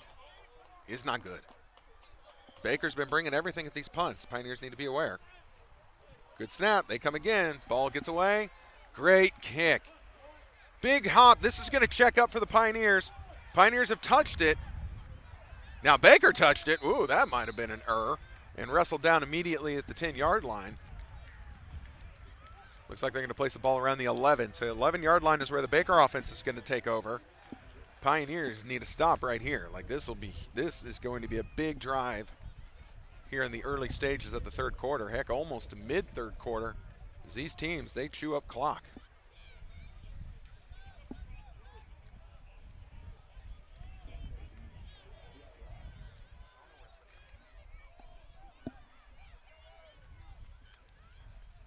All right, well, the officials, in their constant attempt to prove me wrong, now have placed the ball at the 12.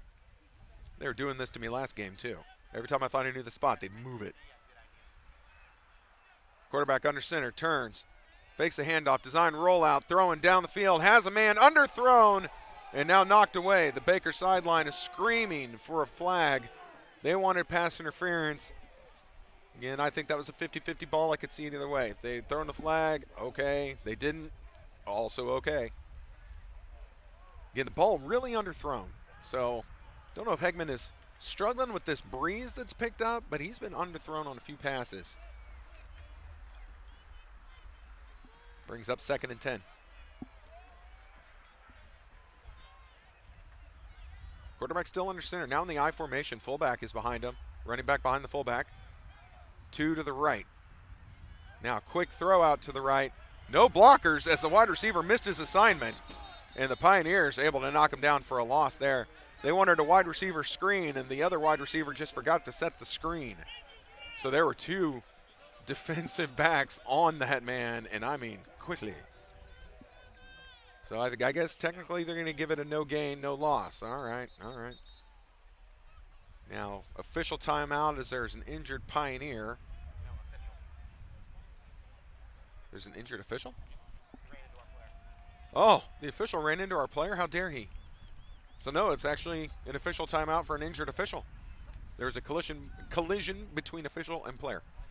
So the Pioneers trainers out talking to the wounded zebra. So one time I'll say it. So one time I'll call him a zebra. I won't do it again. Nope. I got in trouble for that. Nope. I did it one time. I get 1 per game. Come on. It's only fair. So all the players are getting up to the line, but the officials are not ready yet. They're still checking on their downed fellow official. He appears to be okay. Again, I would not laugh if there's actual injury. He's fine. Back in formation. We're ready to continue on. Again, 3rd down, 10 yards to go. Ball on the 12-yard line, so Baker deep in their territory. See if they can come up with another big play on 3rd down where the Pioneers think they have them bottled up. All alone in the backfield. Quarterback looking, throws over the middle. Way too high. Oh, but the interception is dropped. Now we have a flag down in the backfield. It's either going to be a hold or it's going to be a roughing the passer. All Baker players are indicating this is going to be on the Pioneers. Again, I was looking at the pass. Did not see the end of the play. Here's the call.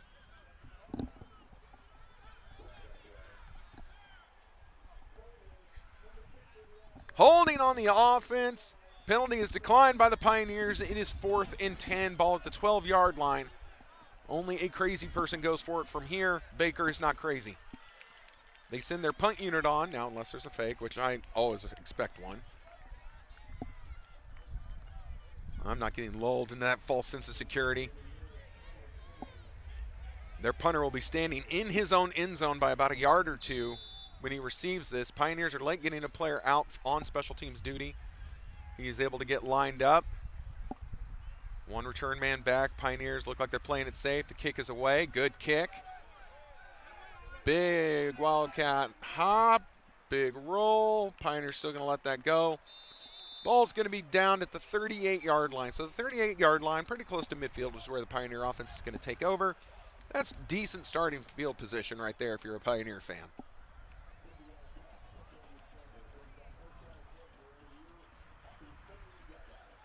Again, 10-7, 7:20 remaining in the third quarter. It's been a quick game, low-scoring game, good defense, hard hitting, very clean. Not many flags in this game. 2 that I can think of.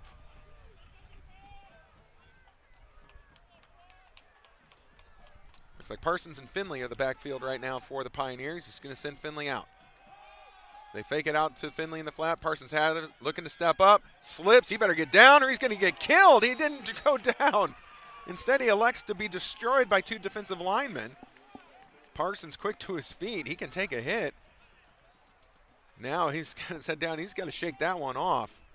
As good grief. Gimme slide, my friend. Gimme slide. Don't take those hits.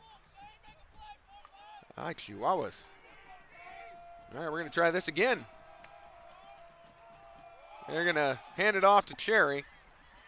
Cherry was a little slow in finding where he wanted to go, so he's knocked down for a gain of 1. Going to bring up 3rd and medium for the Pioneers. Parsons with his hands on his knees bent over. That hit hurt. Again, as he absolutely got buried into the turf by 2 defensive linemen. So they're not exactly the smallest of people on the field. And Parsons definitely got rattled. The official just went over and checked on him, so I'm sure he said, I'm good. Don't ask me how many fingers you're holding up, but I'm good. Parsons dropping back. Has a man. No, short of the sticks. Why do we run plays short of the first down marker? Isaiah Williams gets the connection, but not enough. And here comes the punt unit, the special teams coming on the field. Parsons slowly walking to the sideline. And oh, look, the trainers are waiting for him. Go figure. They're going to make sure he's all right after taking a big hit. And just not looking right after that. Sure, he'll be fine. Can talk things over.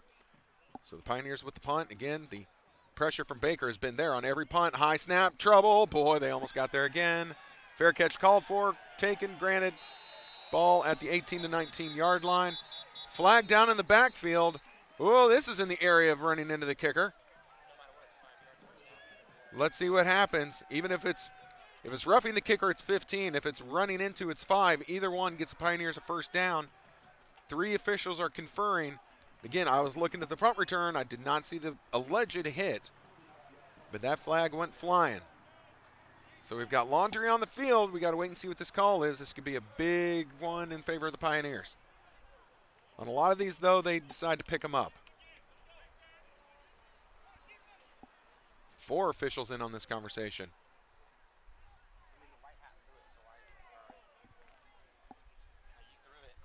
That's true. Yeah, it was the head official that threw that flag, so maybe he's asking if anyone else saw it either. They're going to go over to the Pioneer sideline, talk it over. Here we go. Here's the call.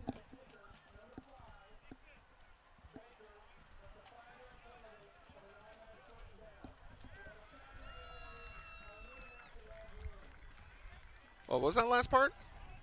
Sideline warning on the Pioneers. Okay, so we have running into the kicker, which is 5 yards and an automatic first down. So the Pioneers are going to keep this drive alive via the penalty. Then there was a sideline warning against the Pioneers. Again, I know it's a little different when you're here on campus. Everything's configured a little differently, but too many players getting too close to the field. And I think that probably is stemming from the player running into the official. So anyway, first down, Pioneers, ball right at midfield. And Parsons back under center after being stopped on that last drive. Going to try and keep it going. Blitz comes, steps up, swallowed whole. Holy Toledo. That did not look pleasant at all. As Dalen Littlejohn, and let me tell you, that last name is misleading. Nothing little going on there. Littlejohn comes up with a huge sack and again puts Parsons about, 6 inches into the grass. Jeez.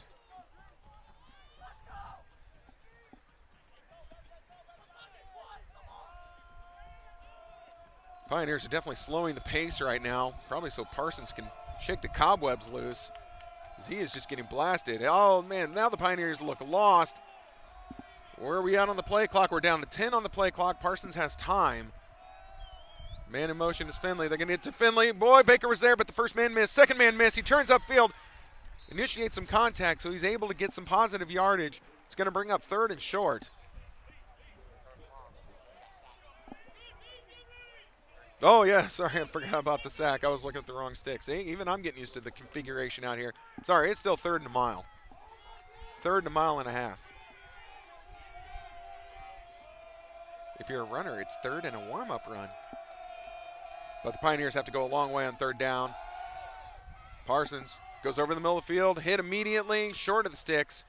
but into Baker territory. St. Louis with the catch. Pioneers will bring on the punt unit this time and just hope that someone else runs into them. But either which way, the hope is that Baker will be pushed back even farther when they receive the ball.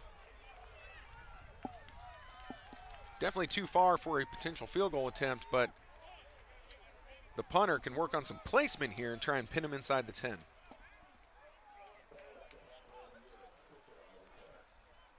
This used to be called a coffin kick. I don't know if they call it that anymore, but that's what he's hoping for. Put it out of bounds inside the 10. Don't give him a chance to return. And he does. He angles it left. Oh, this looks really good.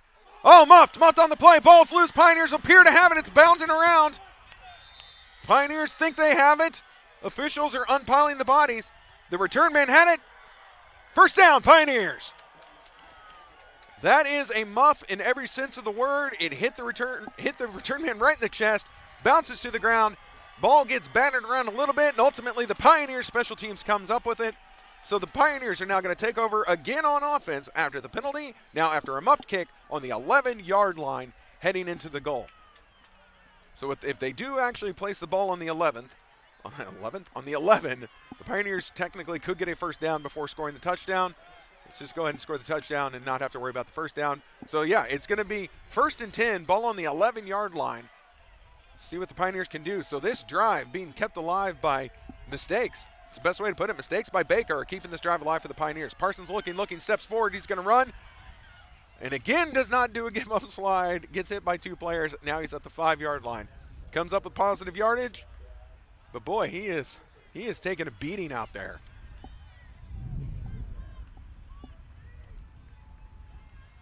Again, the Pioneers slowing it down a little bit. Parsons looking to the sideline for the play. He's got Finley in the backfield with him to his left. He's got 2 wide receivers on each side. You can watch for the design keeper. Blitz comes, gets it away to Finley, but it's too low and it falls incomplete.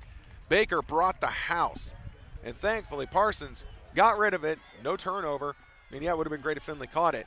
But they avoided a turnover and they avoided losing any yardage. So, again, we'll take that as a win because Baker brought the house. Baker appears to be doing it again. The Pioneers bring in kind of the jumbo offense. Nobody really going out wide except for St. Louis, and he's more in the slot. They're going to try and run a reverse. They throw it to Parsons. He catches it. Touchdown, Pioneers! The Pioneers go to the trick play to come up with the score. Caden Brown gets it on the reverse, chucks it to Parsons, open in the corner of the end zone. 6 points, MNU.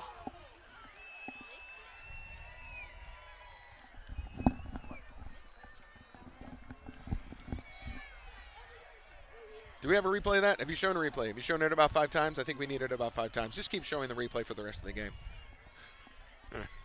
Pioneers are getting lined up for the extra point, but boy, that was exciting. All the more exciting when those plays work. It's beautiful.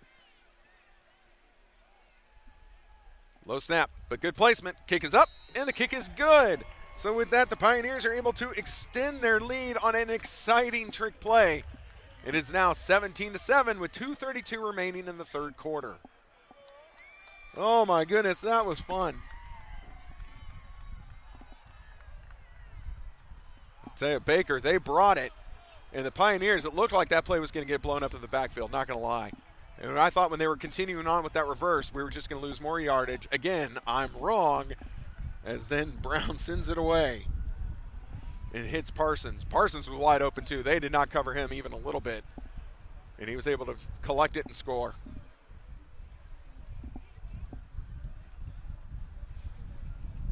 Now the Pioneers should send like a thank you bouquet or a fruit basket or something over to Baker because Baker kept that drive alive more than the Pioneers did, but ultimately works out in the Pioneers' favor as they come up with a beautiful touchdown. Wind is continuing to pick up. It is really windy up here now. So we'll see what this does to the passing and kicking game for both squads. Those flags were not moving at the start of this game. Now they are straight out. Boom. Kick is low. This will be fielded by Baker. Fielded at the 5. Caught it on the right, angling left. Not many Pioneers over here on the left, so not a bad idea. Now taken down. Ball's going to be placed 33-yard line-ish. Good return for Baker. Good job by the Pioneers. They were sending everyone left. The return man comes back right, but they were able to chase him down either way. All right, Baker looking for an answer. Pioneers just put some points on the board. Baker can ill afford to leave this drive empty-handed. 17-7, 2:30 remaining in the third quarter. Here's a handoff to the fullback, just moving up the middle. Pioneer defensive line, they are there. They swallow it up, gain of 1. Oh, they're going to give him 2. You generous officials, you. How kind. Ball now at the 35-yard line, 2nd and 8.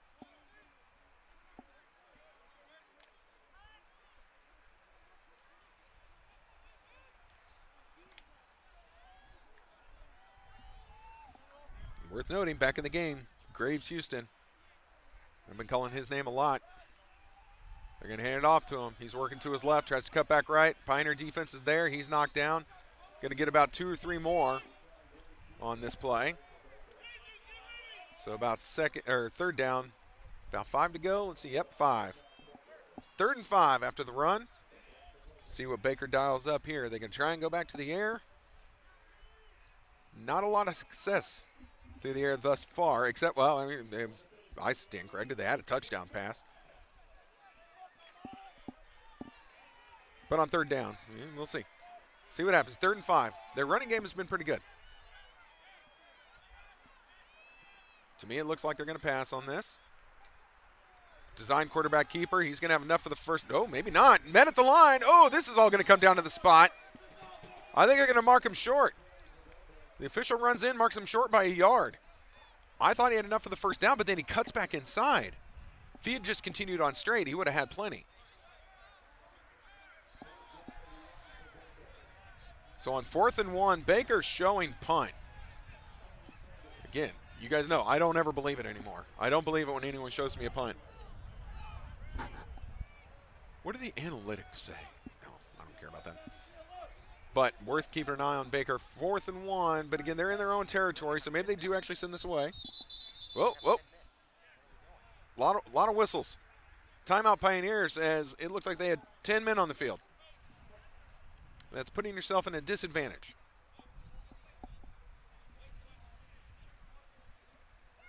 I'm not saying you always have to have the advantage, but let's not go disadvantage.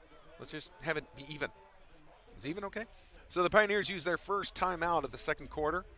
Baker still has yet to use any. 29.9 seconds remaining before the end of this quarter.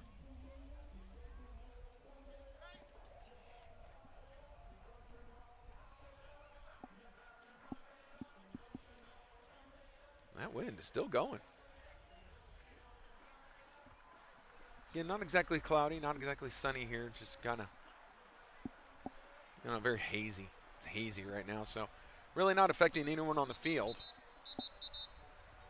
Not helping my suntan either. So the special teams unit still on the field for Baker. They're still showing punt. Pioneers have a man back looking to receive the punt. Let's see what happens. Baker keeps in that kind of max protect. They keep 3 guys back protecting the punter. Of course, any of them can kind of split out wide.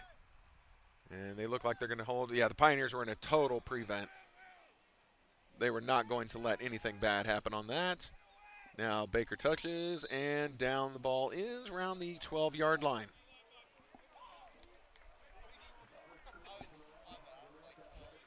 You just have to take my word for it. The cameraman was looking at something else.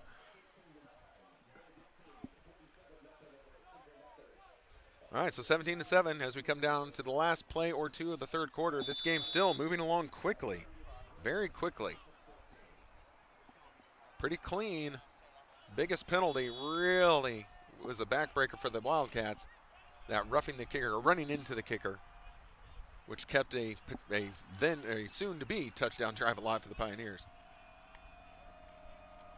Pioneers are going to hand it off, just trying to go right up the middle again, and guess what? They're going nowhere. Where are you going? Nowhere. But that should be the last play of the third quarter. Baker player down, sitting on his keister, now kind of reaching for his leg. So it looks like we're going to have an injury here. Officials have not signaled an official timeout. Now they do. But I think we're just going to call this into the third quarter. So with that, we're done with quarter number 3, 17-7, what might be the fastest game in college football history. We're just cruising right along.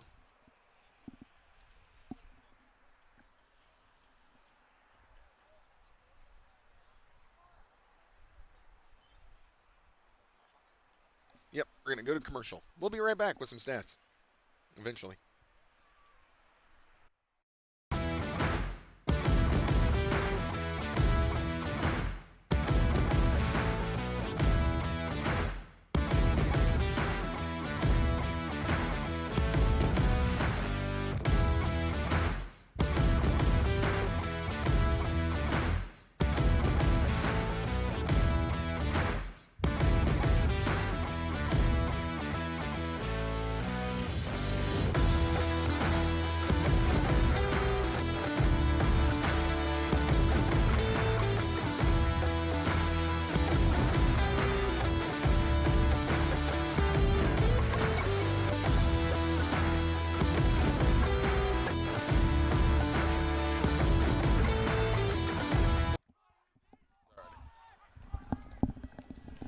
All right, here we go. We're ready to start the fourth quarter.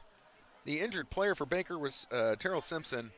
He has been helped off the field. Now I see him on the sideline. Got a limp, but walking under his own power, so that's good. Pioneers now. Ball placed on the 12-yard line. Just another run up the middle. Nothing doing there. Going to bring up third and about 5 or 6. The Pioneers now are just trying to work this clock and take off all the time they can.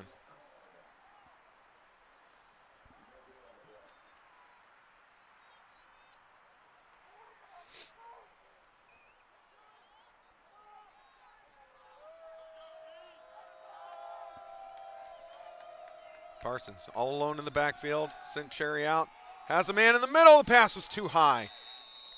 Just able to get a fingertip on it before it falls to the turf. Incomplete. So the Pioneers now are going to punt this away. Baker's going to look to start this drive with some really excellent field position.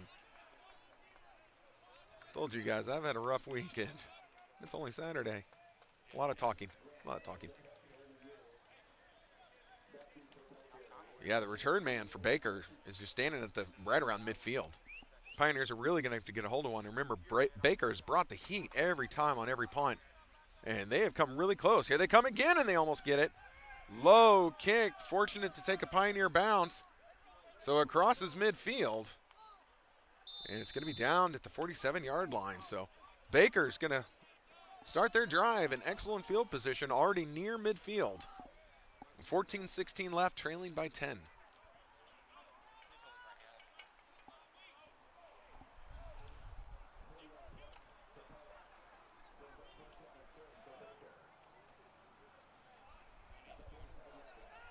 Did they feel we needed another camera?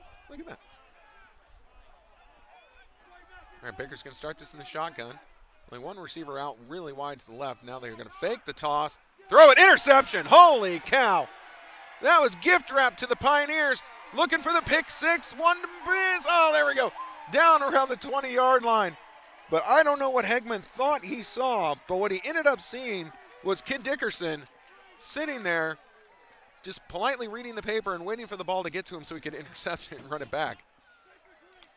Again, here's a replay. Watch for yourself. I'm not trying to be cruel, but there was nobody around him. It was just Kid Dickerson sitting there. Ill-advised throw. Ill-advised throw by Baker. Immediate turnover. Ball goes back to the Pioneers, and now they start with excellent field position.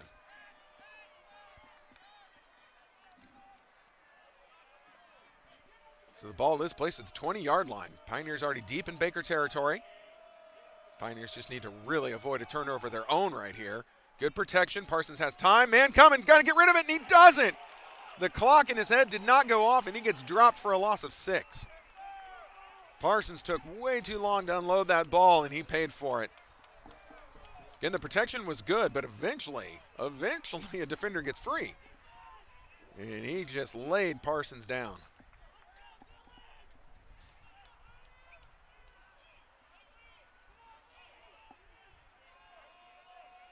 So Pioneers, not a great start to this drive that started with great field position. The field position has gotten worse, not better. Low snap, Parsons handles it. Everyone's covered. Parsons has a man, gets it to him. That's going to be reception. They're going to get part of it back. So taking pieces off. That's Caden Brown.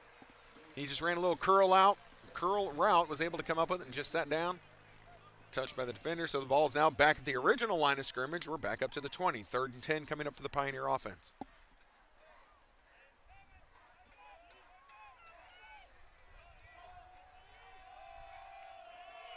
St. Louis goes in motion. They're going to throw just a fade. They had a little one-on-one on the outside, and the ball's knocked away.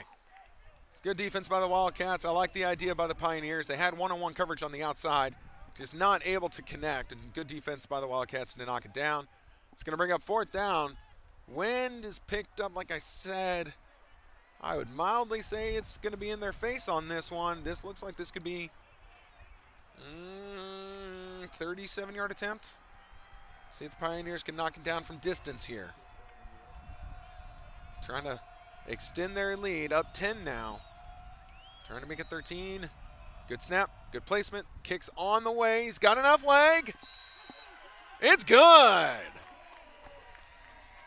Great job to knock down that field goal. That was not just a little chip shot. So Trevor Hiley knocks it through from, again, my mental math had it about 37 yards. Again, not easy. 20-7 is your score right now with 12:47 remaining in the 4th quarter. Yes, this game has gone by super fast. We're already in the 4th quarter. Baker, after their turnover, looking to right the ship on offense and see if they can't come up with some points and stay close to MNU. If you weren't with us at the top of the broadcast, Baker's coming in today. They are 3-3 overall, and the Pioneers are 4-2. So again, both teams pretty close to each other in the standings. Baker at 500, Pioneers 4-2. So you kind of feel like Baker needed this game. Baker really needs this game, and it's always tough to go on the road. It's tough to go to a field that people aren't really used to because, again, the Pioneers only play here at home once a year. Other than that, they're playing at the Olathe District Activity Center. Bigger stadium, turf fields, and just until they get something here on campus, it's our best option. But they do make this field look beautiful for this one game. Homecoming is always fun. Even if I am up on the scaffold of death. Kicks on the way. Short kick. Oh, my goodness. Going to be taken by one of the upmen at the 20. Working to the side. He's got blockers. Oh, instead of using his blockers, tries to cut back inside. He gets chopped down by the Pioneer special team around the 30-yard line. Now there's a big old scrum going on. No flags thrown. A lot of pushing and shoving. Cooler heads prevail. No penalties called.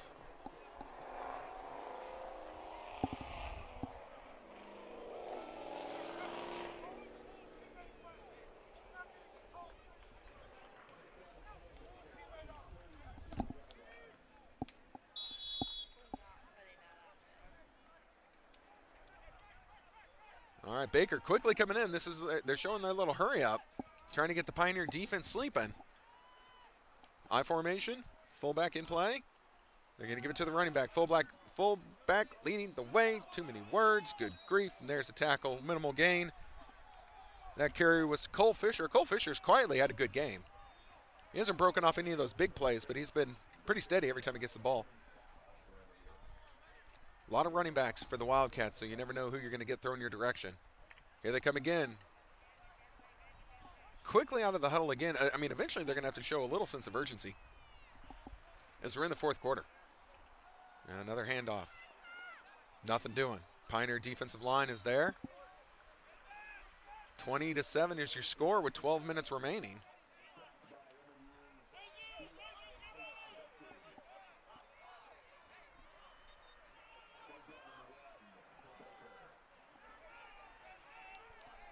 Change being made for Baker. They're getting some new personnel in there, so they're going back to their huddle. Again, not showing a lot of expediency. As I bump my microphone, sorry about that. Pioneers look a little lost. When I see players with their hands up, it makes me worry. Here's a run play.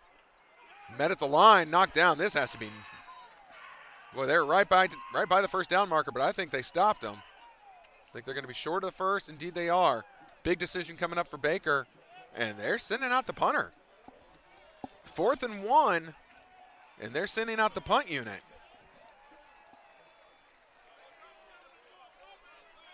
Interesting. Again, down by 13. 11 minutes remaining in the fourth. 4th and 1, near midfield. Not quite midfield, but near it. And they are electing to at least show punt. So let's see what happens here. Did I just hear a curse word from the sideline? Oh my goodness.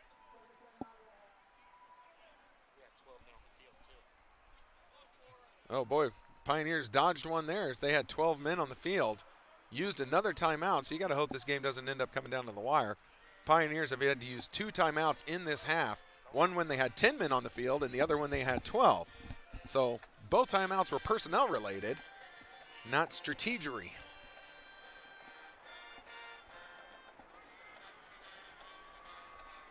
Again, no changes being made. You just want to keep an eye on the center right above, like on the scaffold of death above the opposing team. You just kind of wonder, well, where's their quarterback at? He's not looking like he's about to dart onto the field.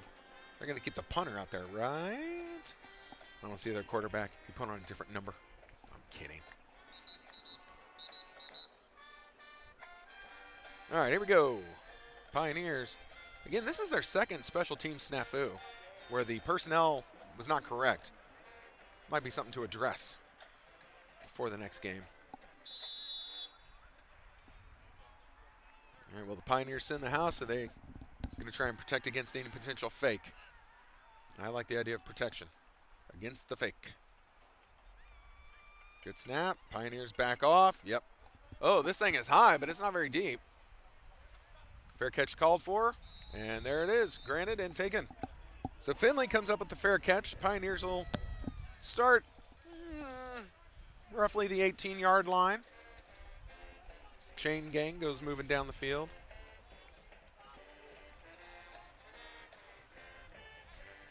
You're going to get a steady diet of run plays on this drive, I imagine, as the Pioneers want that clock to keep on trucking. Keep ticking down. We're 10:41 remaining, fourth quarter.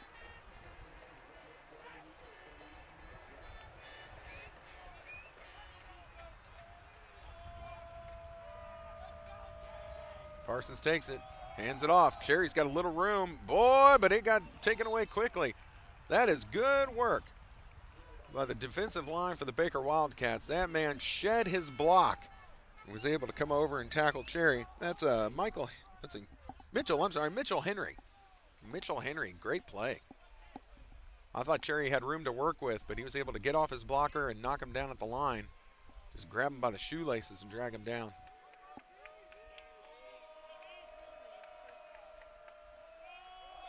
Another run, this time with space. Cherry had a little room, was able to find a seam. Still, though, this is going to bring up third and medium distance for the Pioneers. It'd really be beneficial if they could chew up some more on first down. These first down carries going for nothing. Setting us up with some bad plays on third. 3rd and 6, facing the Pioneer offense. And again, you want this drive to last longer. You want to take all the time off the clock that you can. Can they keep it alive? Play action pass. Has a man on the slant. First down, Pioneers. Great catch. That was a great throw and catch. Completed to Caden Brown. Parsons whipped it right in there. Brown with a man on his back was able to collect that ball. First down, Pioneers, and the clock keeps moving.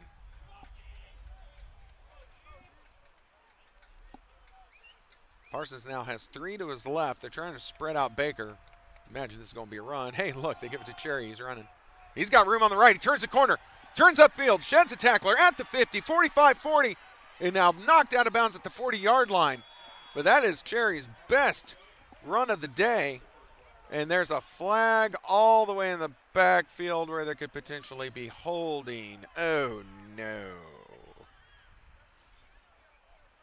Ah, well, this brings sadness. Everyone's starting to walk backwards already, so the call is known. I guess you had to wonder how Cherry got that edge.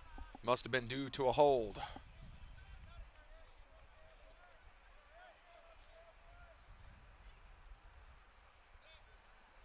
Maybe it was 17 men on the field on Baker.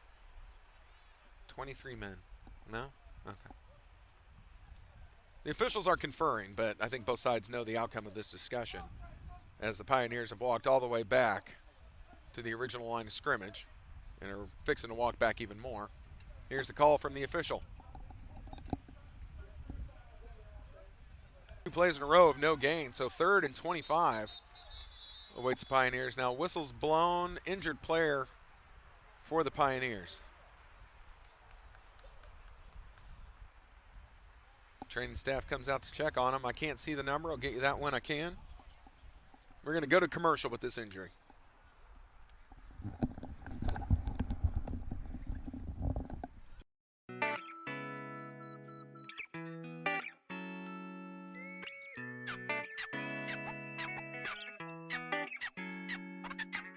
At Mid-America, we are committed to ensuring our graduates walk away with the skill sets that they need. We have exciting new programs that are part of our professional and graduate studies and our traditional studies here at Mid-America.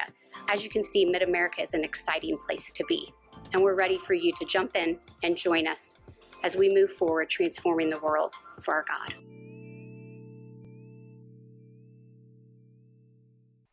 All right, we are ready to resume play. The injury's been taken care of, so both sides returning to the field.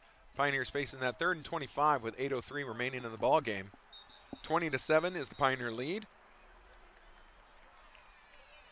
Barring a miracle, the Pioneers are going to be giving the ball right back to Baker here in just a moment, unless they have that 25-yard no-doubt play in their playbook.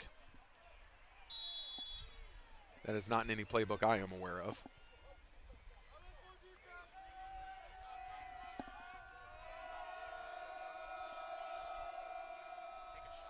Pioneers got 2 to the right, man in motion now, going around the formation. They're going to hand it off up the middle. Stop me if you've heard that one before. That was Caleb Bryant with the carry. He did not pick up 25 yards. Ergo, the punt unit comes onto the field. He was able to get about 5 of that back. 4th and 20 from the 20-yard line. Special teams unit coming on. You know, Baker's going to be coming at this kick. They've been coming at all of them, and they've been getting really close. This one could change the momentum greatly, turn the tides, if you will. So the Pioneers really need to try and keep them from getting to the punter. Baker very aggressive with their special teams, which has led to 1 penalty. So there was the running into the kicker. Pioneers get it away, but there was a fingertip right there near the nose of the ball. It takes a Pioneer bounce. Bounces into Baker territory. Now it's touchdown. And Baker, now the last time they started with field position this good, they immediately threw an interception. The Pioneers would love nothing more than for that to happen again.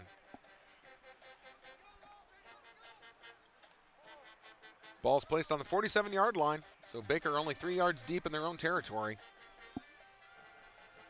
They've got to get an offensive drive sustained with 7:07 remaining in the ball game. They're trailing by 13.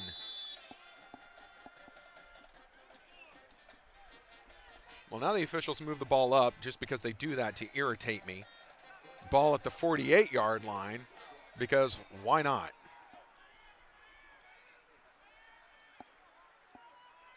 Empty backfield for the Wildcats. They have the ball looking left. Oh, quarterback's going to keep it. Ooh, boy, that was close. He's able to get the pass away. That player stepped out of bounds, good sir, in the striped shirt. Now they're going to call him down a little short of the first down marker. The reason I wooed quarterback Hegman, boy, he had to have been straddling the line of scrimmage when he threw that ball. I thought he might have already been past it and was going for the run. Then he throws it ahead to his receiver. Get very close, very close.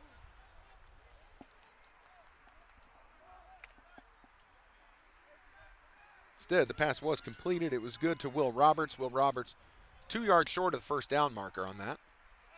2nd and 2, so very manageable. Blitz coming. Uh-oh. Uh-oh. Here we go.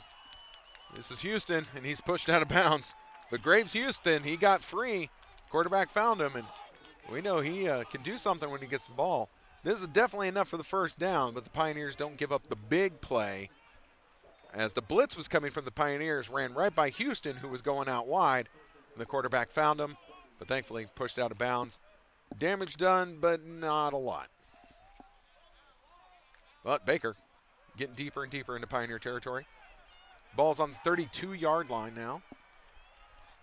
Hegman dropping back, looking like an option play, flings it out. Now pushed out of bounds.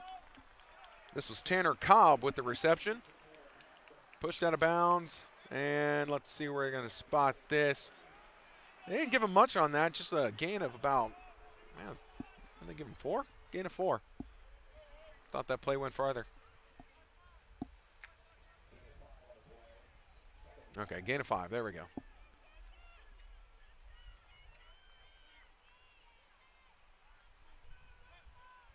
Low snap. Hegman looking left. Has a man. Boy, he missed him.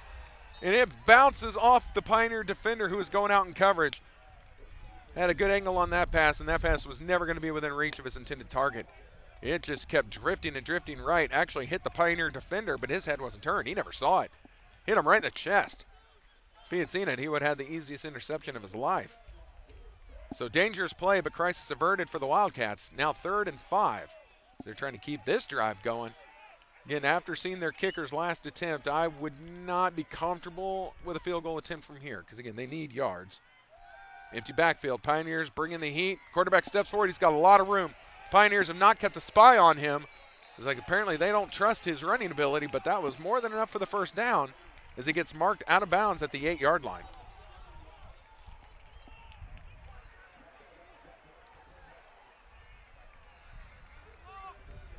All right, so Baker's got a great chance here.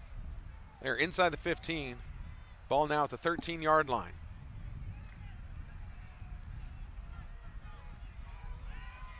Pioneers are going to have to start keeping a spy on Hegman because this is quarterback sneak territory. And there he goes again. Steps up. He's got a lane to the end zone. And the Pioneers, boy, he threw a pump fake on, but he was 10 yards past the line of scrimmage, but all the Pioneers bought it. They all stopped like, oh, he's going to throw it. No, he was 10 yards past the line of scrimmage. 2 Pioneers collide. We've got an injury on the field. Ultimately, though, that's a touchdown for the Baker Wildcats. As they now draw ever closer, it's 20-13 pending the extra point. But the Pioneers have got to check on their down player. But boy, the Pioneers defense made a huge mental mistake on that one. Again, yeah, the quarterback pump faked, and that was all well and great, but he was way past the line of scrimmage when he did it. He can't throw that. We're going to go to a commercial with the injury.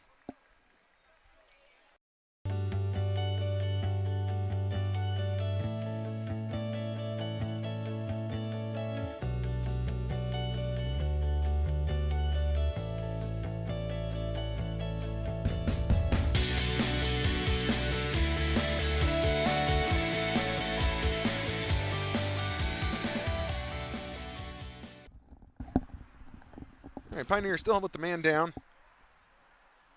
And surrounded by trainers. Looked like a leg injury. They're almost stretching him out like it was a cramp. And those are no fun.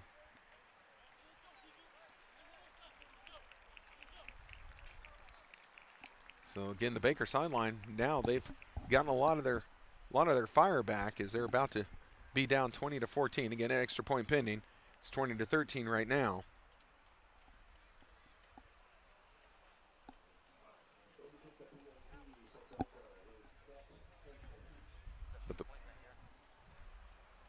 Pioneers, though, they're going to need a drive. They need a drive that chews up some time off this clock because that last drive just did not get the job done.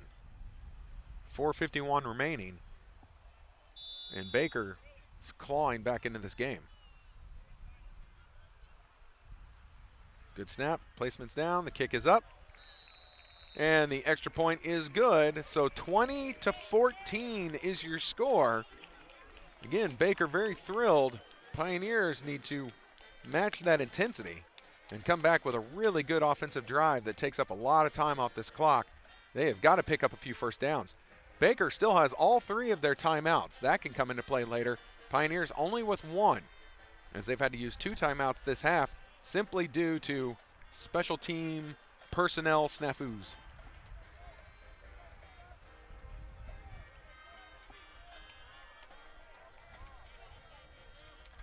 Now, the Pioneers need to be weary of an onside kick, but I don't expect one.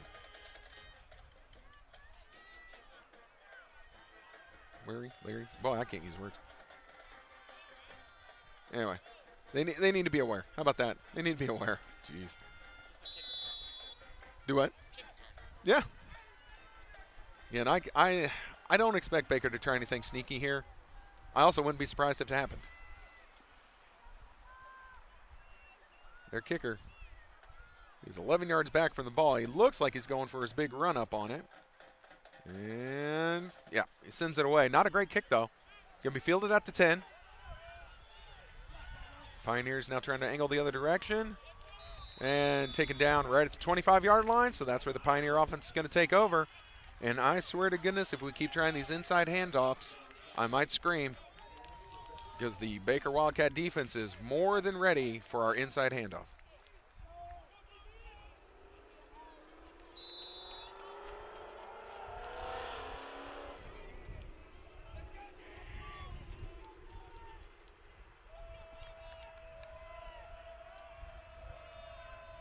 All right, Parsons trying to conduct his offense, trying to get him where he wants. Boy, geez Louise, Pioneers don't even know where they're supposed to be right now.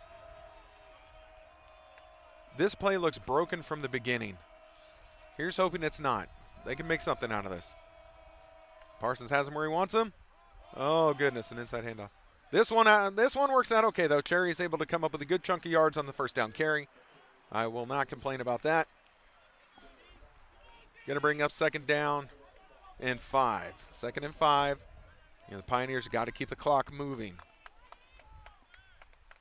If they take this play clock all the way down, at least pretty close to 0, they can get under 4 minutes left in the game.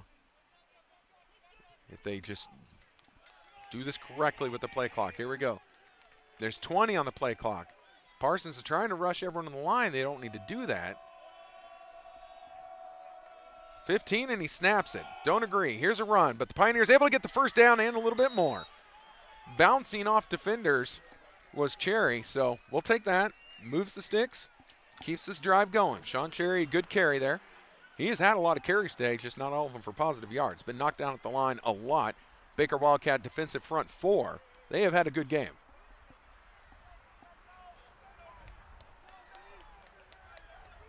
I definitely do not agree with snapping the ball with 15 left on the play clock. Maybe 5, not 15. Time is of the essence. Parsons appears to have slowed things down. We're now under 15, but he's got them all lined up. Sends his man in motion.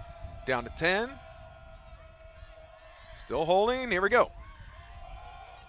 Oh, here we go. Here's that inside handoff to nowhere. And I mean nowhere. That's no gain on the play. Now the officials have called timeout. Timeout Baker. So Baker using their first timeout to stop the clock. Fully aware that the Pioneers are going to try and run this bad boy down. So that is the first of their 3. They have 2 remaining. 3:19 left in the ball game. And again, the Pioneers up 20-14. So Baker can put anything in the end zone. Imagine that's going to be it. Pioneers want to keep this drive alive. Either end it in points or all zeros on the clock. Giving the ball back to Baker would be a terrible decision.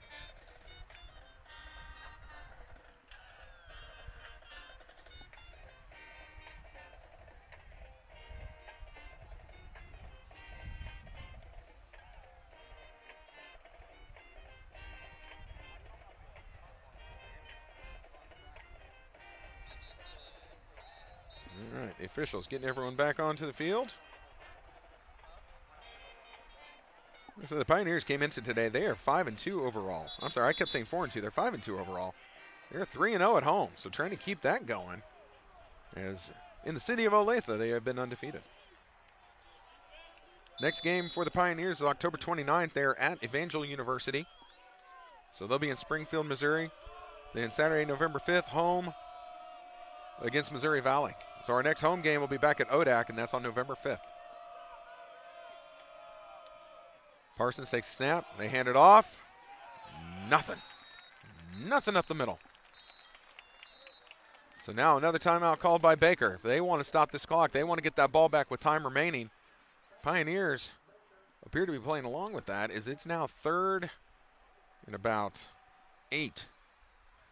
3rd and 8. And this is the difference keeping this drive alive and probably getting all zeros as Baker's chewing up their timeouts, or making this game way more interesting than it needs to be.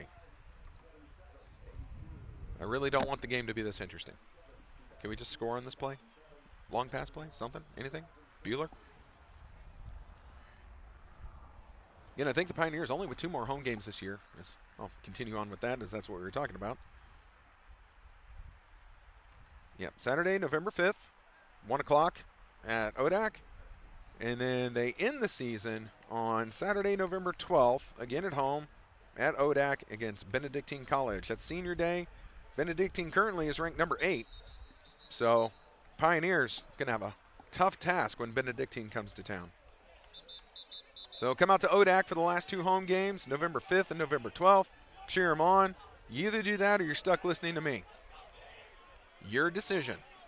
So I will expect we will see you at the stadium. All right, big play, huge play right here, 3rd and 8. Pioneers trying to keep this drive alive. Oh, they run it up there again. Unbelievable. I do not agree. I disagree with that play call. Baker's going to use their last timeout. It is now 4th down for the Pioneers. 4th and 9, 3:07 remaining. Again, the Pioneers are only up 6. A touchdown and an extra point, and that's game.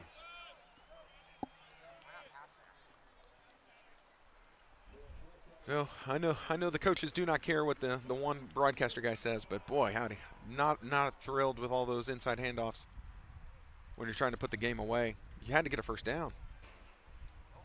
And the Baker the Baker defensive line, their front line has been stout. Pioneers have never really gotten anything great going on the ground today. They've had more success through the air. You're trying to chew up the clock. I don't know about that one.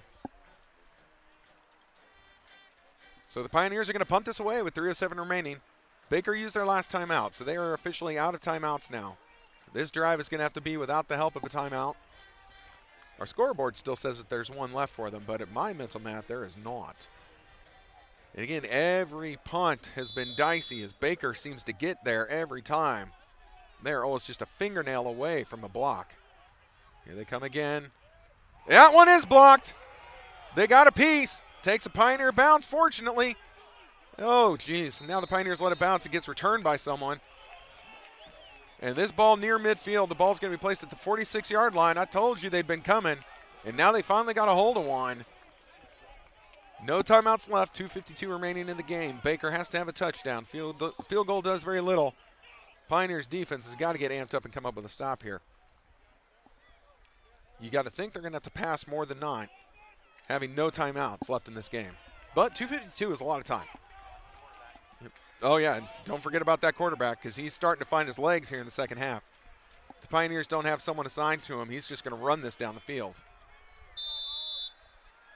All right, here we go. First play, empty backfield, 2 on each side of the quarterback. And they might be trying to spread it out enough. Pioneers do have a spy on him. He goes short underneath. Pioneers with the tackle near midfield. They're able to get past midfield.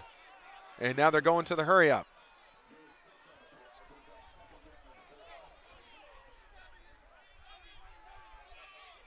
Change in personnel.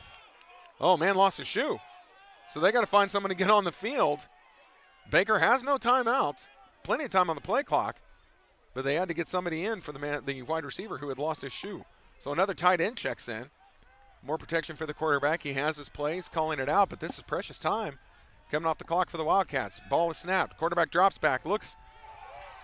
Ball is, great catch. That's going to be a first down, so that'll stop the clock while they move the chains. Ball at the 40-yard line. Good defense by the Pioneers. They were there, but a good catch. That was Twan Lewis, who was able to just kind of wrestle it away with the defender. The defender was draped all over him, trying to knock that ball free. Quarterback looking. Going for it all. No, nothing good there. Ball was high. No flag is thrown. Incomplete pass. So that stops the clock with 1:59 remaining. 2nd and 10 coming up. Ball on the 40-yard line. Baker looking for a game-winning drive. Another personnel change, but again, they have time for it on this one. Tanner Cobb goes off the field. Onto the field is Lewis. Lewis appears, at least from up here, to be a little bit of a bigger-bodied receiver.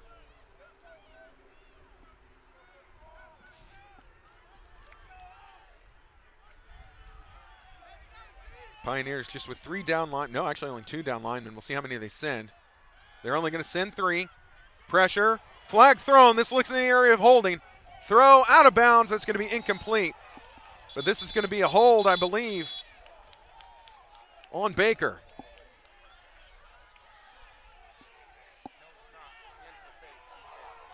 Hands to the face. Well, let's see what happens here. We're waiting for a call. The ball's not been moved. Everyone's indicating it's on somebody else.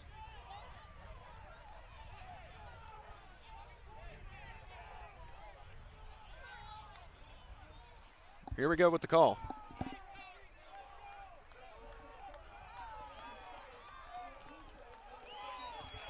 Wow, 15-yard hand to the face penalty on the Pioneers.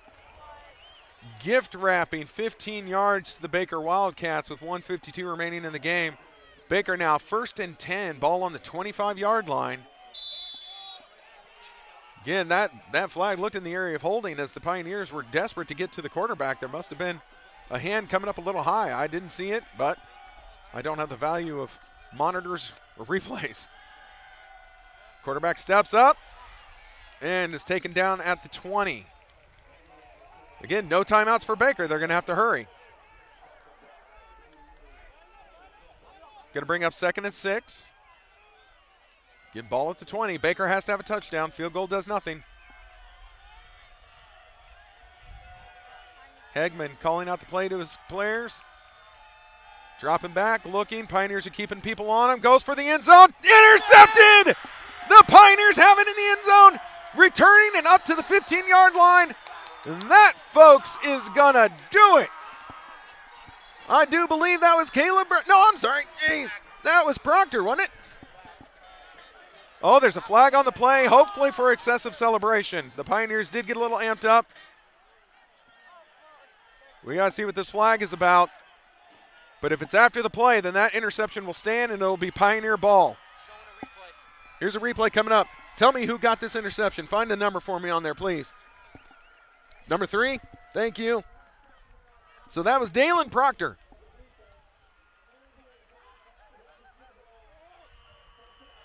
There we go, 1st down Pioneers. Yep, little unsportsmanlike excessive celebration stuff going on there.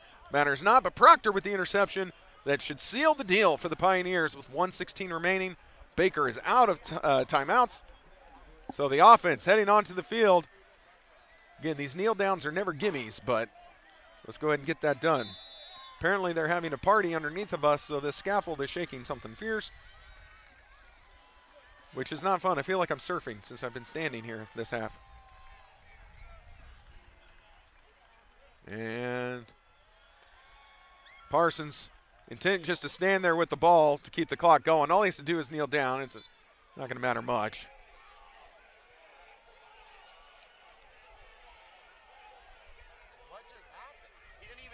Parsons never kneeled, but I think they said his forward progress was stopped, so they stopped the play and reset the ball. I'm not a big fan of that strategy of snap the ball and hold it. Just take the knee. Run the ball up the middle. What are you doing? Just take a knee. Just take a knee. I don't know why we're making a kneel down this interesting. We don't need to. We didn't even kneel. No, I know we didn't, but I think they stopped the play. They blew the whistle, so the play was stopped. He ain't my quarterback.